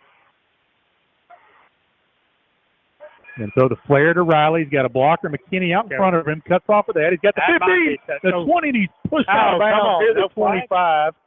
There's the hanky sack that went down there, but not the yellow flag. Oh, man. But it's out to the 25-yard line. That'll be enough for a Rabbit first down. Stops the clock with 8:10 left in the game.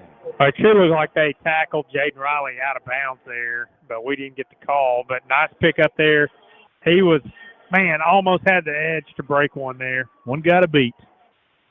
Same formation. Linwood right, Patterson left. Thompson to throw. He's throwing it to Patterson. Makes the catch at the 40. He dropped it. Hit him right in the hands, and he could not come up with it at the 45. Yeah, 2nd and 10. Went for that back shoulder pass again, which has been there all night, and good throw. Good defense by number 2, getting in there to knock it out of Patterson's hands.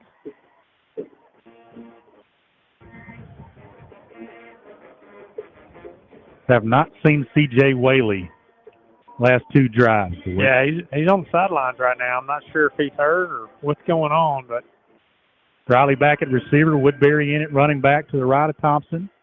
Takes the snap, has some time, looking for Riley. He's double covered. He'll throw it out of bounds. Nobody there. They were trying to get Riley on the go route, but he was double covered. Shields, the tight end, was covered on the near side, so Thompson threw it away. 3rd and 10. 7:58 left in the game. Rabs trail 34-18.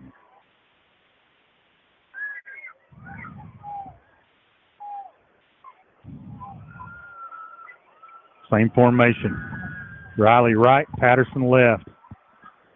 Low snap. Thompson picks it up off the turf, throws it over the middle, through the hands of Aiden Shields. He had him right there. He had him. Aiden Shields, if he catches that ball, he's running for a while. Just a 6 pass up the seam. 4th and 10 for the Rabs at their own 25. Well, with CJ out right here, that's tough for Atlanta.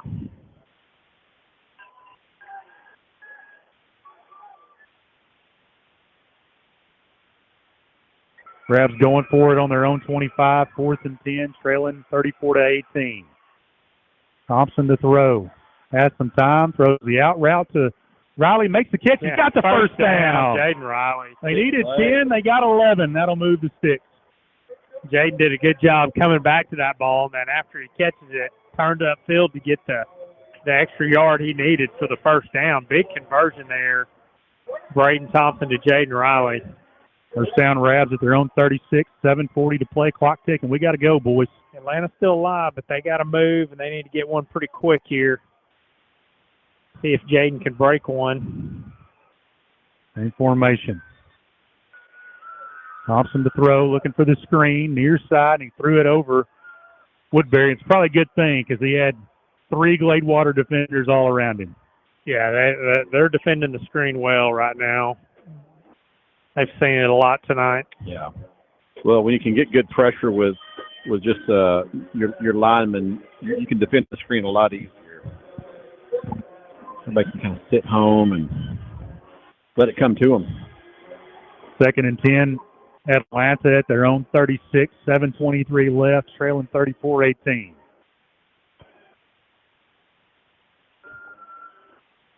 Two receivers near side. Has some time, steps up in the pocket. Now he's going to slide, got about a yard.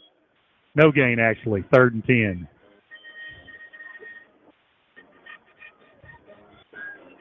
Nothing doing there down the field.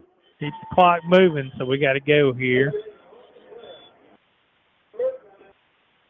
3rd and 10 here, 7 minutes and ticking. Got to get a play in. TJ Rainey checking in. Aiden Shields checking out. So we got Easton Patterson, TJ Rainey, Jaden Riley at the receiver with Woodbury to the left of Thompson. 3rd and 10 at our own 36. Trying to throw the flare to Riley, makes the catch, has a block, 35-40, makes the man miss, 45, and he's going to get dragged down by the last Gladewater defender. Stop him around the Gladewater 47-yard line. That's enough for a Rabbit first down. That's going to be a first down. We got to move, though. Get the play in and get moving. Rabs fighting back a little bit here. 6:19 and counting left in the game. First down, Rabs to Gladewater 47. 2 receivers right, 1 left. We're going to send the inside receiver in motion. That's TJ Rainey. Low snap. Thompson to throw. Steps up in the pocket. Go, he's running. He's at the 40. Slides down at the 45 and got hit at the 35. No flag thrown. It's a 12-yard scramble for a first down. Yeah, that's there tonight. Now, Coach Morton wants the flag. He is all over the line judge on the near side. Yeah, they want a flag there. It's almost like he was in the process of sliding but hadn't quite slid, so I don't know about that, but good run by Braden to pick up that first down, but again, we got to go. Clock's ticking. First down, Rabs at the Bear 35. 2 receivers left, 1 right. 5.5 to play in the game.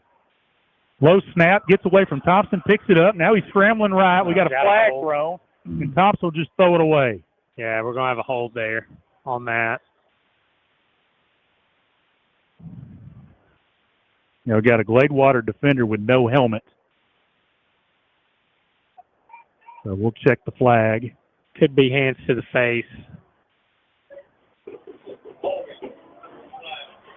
Holding on Atlanta. That's a 10-yard penalty. It'll be 1st and 20 at the 45 of Gladewater. Judging by the reaction of Landon Harper, I think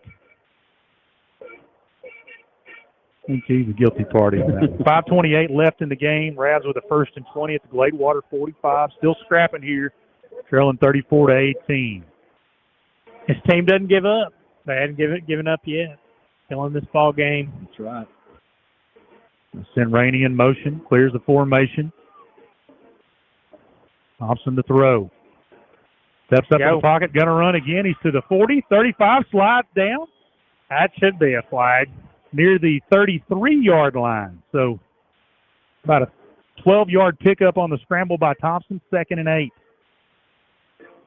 You got to keep going. Clock's ticking on that. Need to get the play in, get it going a little bit faster. There we go. Break and huddle. 2 receivers left, 1 right. Woodbury to the left of Thompson in the gun. 2nd and 8 on the Gladewater 33. Thompson to throw, looking for the screen. Got it covered up. Now he gets it to Woodbury, and he's going to get hit. The ball dislodged. Never really had it. 3rd and 8. That's actually to our advantage there. He catches that. He gets no gain, and the clock keeps ticking. That play too. We had linemen like 15 yards downfield blocking on that play. Illegal formation against the Ravs. That is declined, so it'll be 3rd and 8. Got some players in there that have been in there a bunch, so just couldn't quite get lined up right there. 3rd and 8. In the Gladewater 33. 4:45 left now in the game. Ravs trail 34-18. Put a touchdown on the board here and cut into this deficit. Thompson gives to Woodbury. Coming left. He's got the 30. Spins off a tackle down inside the 30 to about the 28. It'll be 3 yards short of the first down. It'll be 4th and 3. Just tried to pop one there.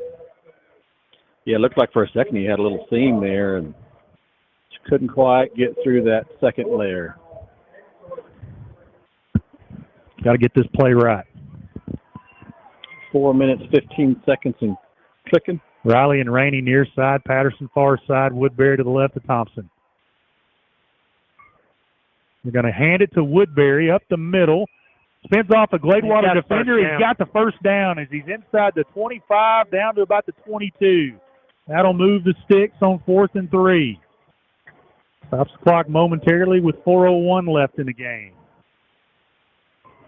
Perhaps showing some fight here late in this one. Still in it. Going to need an onside kick probably, but still in it. 3 receivers, 2 left, 1 right. Thompson gets the snap, gives to Woodbury, bounces outside, cuts it up at the 20s to the 18 and stops there. Give him about 4 on that carry. 3rd and 7, Bear 19.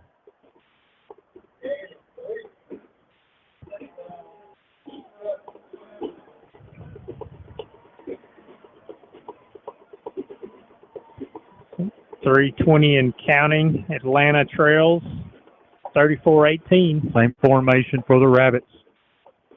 2nd and 7. They're throwing the back shoulder to Patterson, and he's down. No flag thrown on that one. Looked like Rick Blackwood over there wanted one. Did not get the call. Yeah, he's on the referee over there, but no call. Just don't run into him, Rick. A lot of contact on these pass plays. 3rd and 7. That incomplete pass stops it with 3:10 left. Ball's on the Gladewater 19-yard line. I think if Patterson keeps running there, he might get the interference call. He turned around.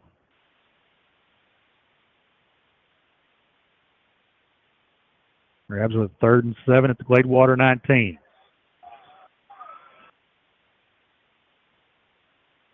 Time. Thompson holding it, throws it away. 4th and 7. Well, they had 3 receivers in the route that time. Rainey, Riley, and McKinney. Nobody open there. 4th and 7. 3 minutes and 3 seconds left in the game.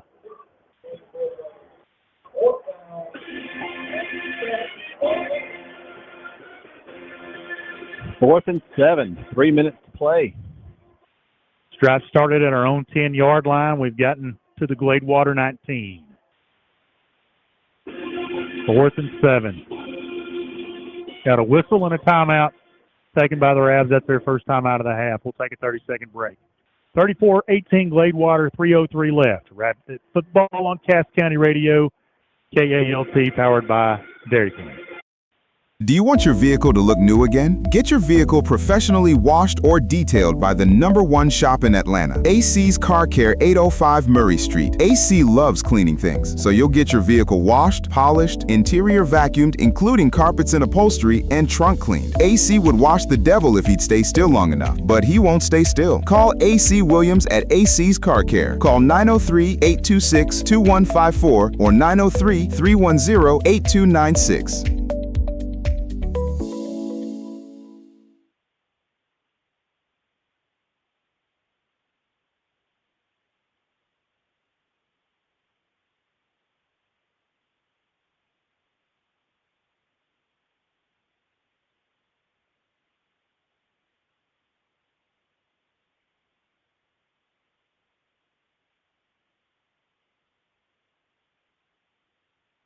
Welcome back to Rabbit football. Big fourth down here for the Rabbits. 4th and 7 for the Ravs at the Gladewater 19. Off the timeout, Ravs drawing up a play. The slant to Rainey, broken up by the Gladewater safety. Read it all the way, came up and knocked it away. That was Elijah Anthony, and the Rabbits drive stalls at the Gladewater 19. Yeah, good fight by the Rabbits. Gladewater's able to break that up, and that's going to do it. They'll be able to kind of run clock on us and milk this game, but it was an 18-play drive. Started at our own 10, but comes away empty on the scoreboard. Yeah, really good drive by the Rabbits. Good play. C.J. Whaley was out on that drive. I believe he's injured, maybe possibly, or concussion or something like that. But, man, I think if we have him there, probably able to score, but just didn't have our big receiving threat when we needed him. First down for Gladewater at their own 19. They will hand it off to the man that's carrying the ball most of the night, Flanagan. He picks up 2, 2nd down 8. Yeah. Now he got a whistle as Rabbit lost his helmet.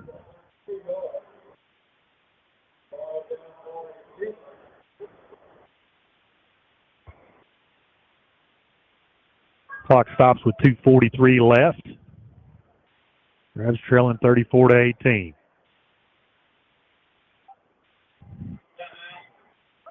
Ravs did take a timeout. That's their second. Why don't we keep it here?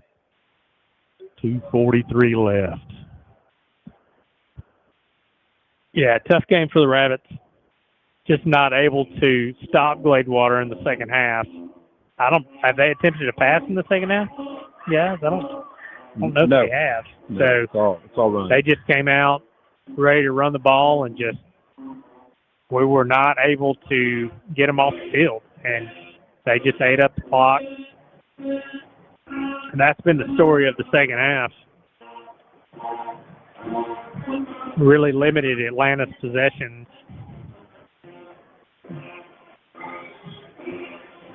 Well, I think we knew coming into the game that they wanted to run the ball and play defense, and that's what we wanted to do as well. So that was their strength, that was our strength, but they got the upper hand tonight. Yeah.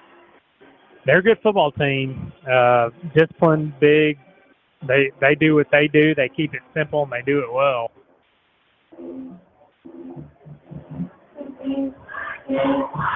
Second down and 8 for Gladewater off the timeout from their own 21 with 2:48 left. Rams trailing 34-18.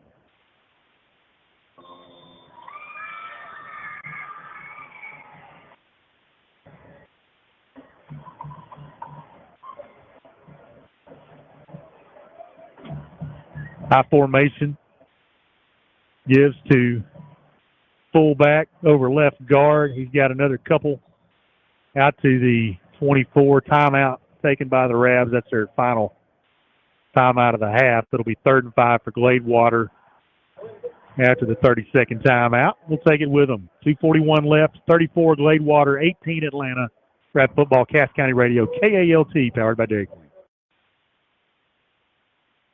Are you tired of scrolling and dreaming? Ready to find that perfect place you love coming home to? Right here in the Cass County area? This is Tammy Davenport with Superior Realty. I'm your go-to for navigating today's hot real estate market. Whether you're buying your first home, selling for top dollar, or searching for that dream property, I make it really simple. Don't miss out on your next home. Call me directly at 903-824-7289. That's 903-824-7289. Find your superior home with me, Tammy Davenport at Superior Realty. Realtor Tammy Davenport, brokered by Superior Realty.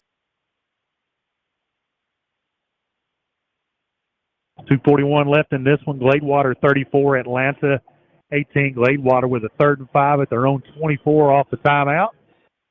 Taken by the Ravs. They're out of timeouts now. If the defense can get a stop here on 3rd and 5.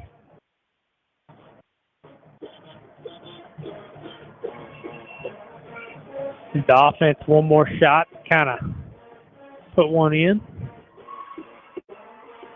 Give is to Cooper off left tackle, breaks into the secondary, runs over a Rab defender, and he's got a first down out to the 39-yard line.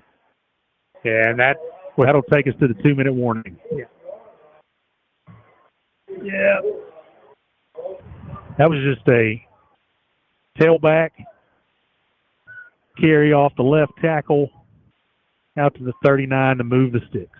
Yeah, this is, if you watch a lot of football in the 1990s, this is what we're seeing tonight. You know, just that I formation, lead blocker, old Dallas Cowboys offense, you know, with Moose Johnson, Emmitt Smith. Yeah. That's kind of what we're seeing tonight. Well, Because Gladewater's giving the ball to Moose. Yeah, that's right. And Moose has got a little burst. Yeah. So they've done a good job, really, of running that fullback dive, which is really just like a thick running back playing fullback.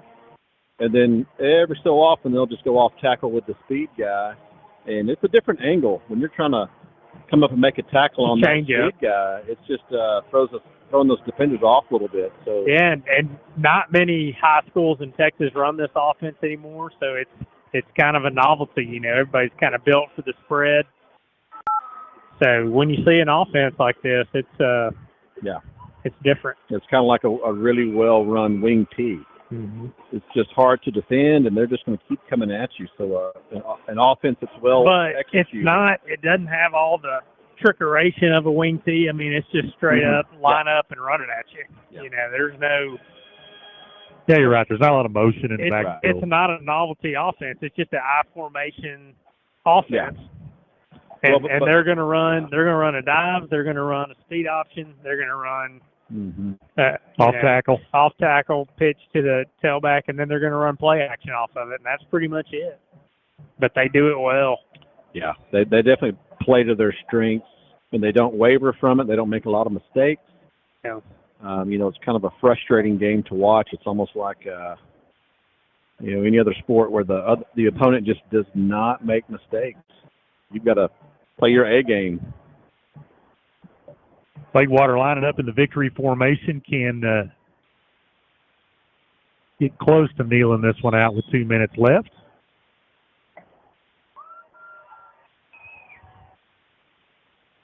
Just got to kneel it 2 more times. Gladewater will win the district, assuming they can take down the White Oak Roughnecks next week. And even if they can't, they would have defeated the Rabbits in a head-to-head matchup.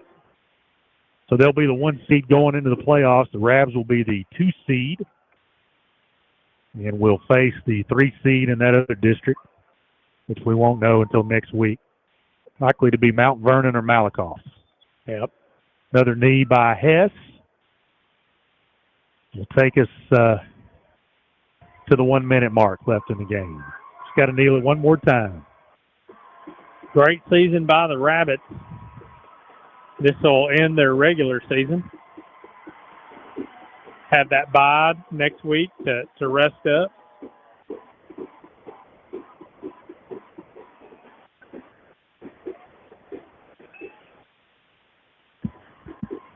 I was looking at the Malakoff Mount Vernon score, and I don't think mine is updated because I've got 21-21 in the second quarter, so I'm not sure where they're at. It was a touchdown difference by Malakoff. There's the final kneel by Hess, and that will do it. Final score from Rabbit Stadium, Gladewater 34, Atlanta 18. We'll take a timeout, calculate the final stat. Check in on that Malakoff Mount Vernon score. We'll be right back with you. Rab Football, powered by Dairy Queen on Cass County Radio, KALT. At City National Bank, we thrive for your business. From an early age, we want to be your one-stop shop, your hometown bank. We will be here for you through all life changes. From the start of school, college graduation, to buying a home, all the way to retirement, we want to be there for you and with you. Our CNB Thrive student account is specifically designed to help students build strong financial roots while managing their money responsibly. Whether opening an account online or at a branch, the process is seamless and designed to fit into your busy schedule. The Thrive student account is a great way to introduce your child to financial responsibility. With the real-world experience managing their own money in a secure environment, they will gain valuable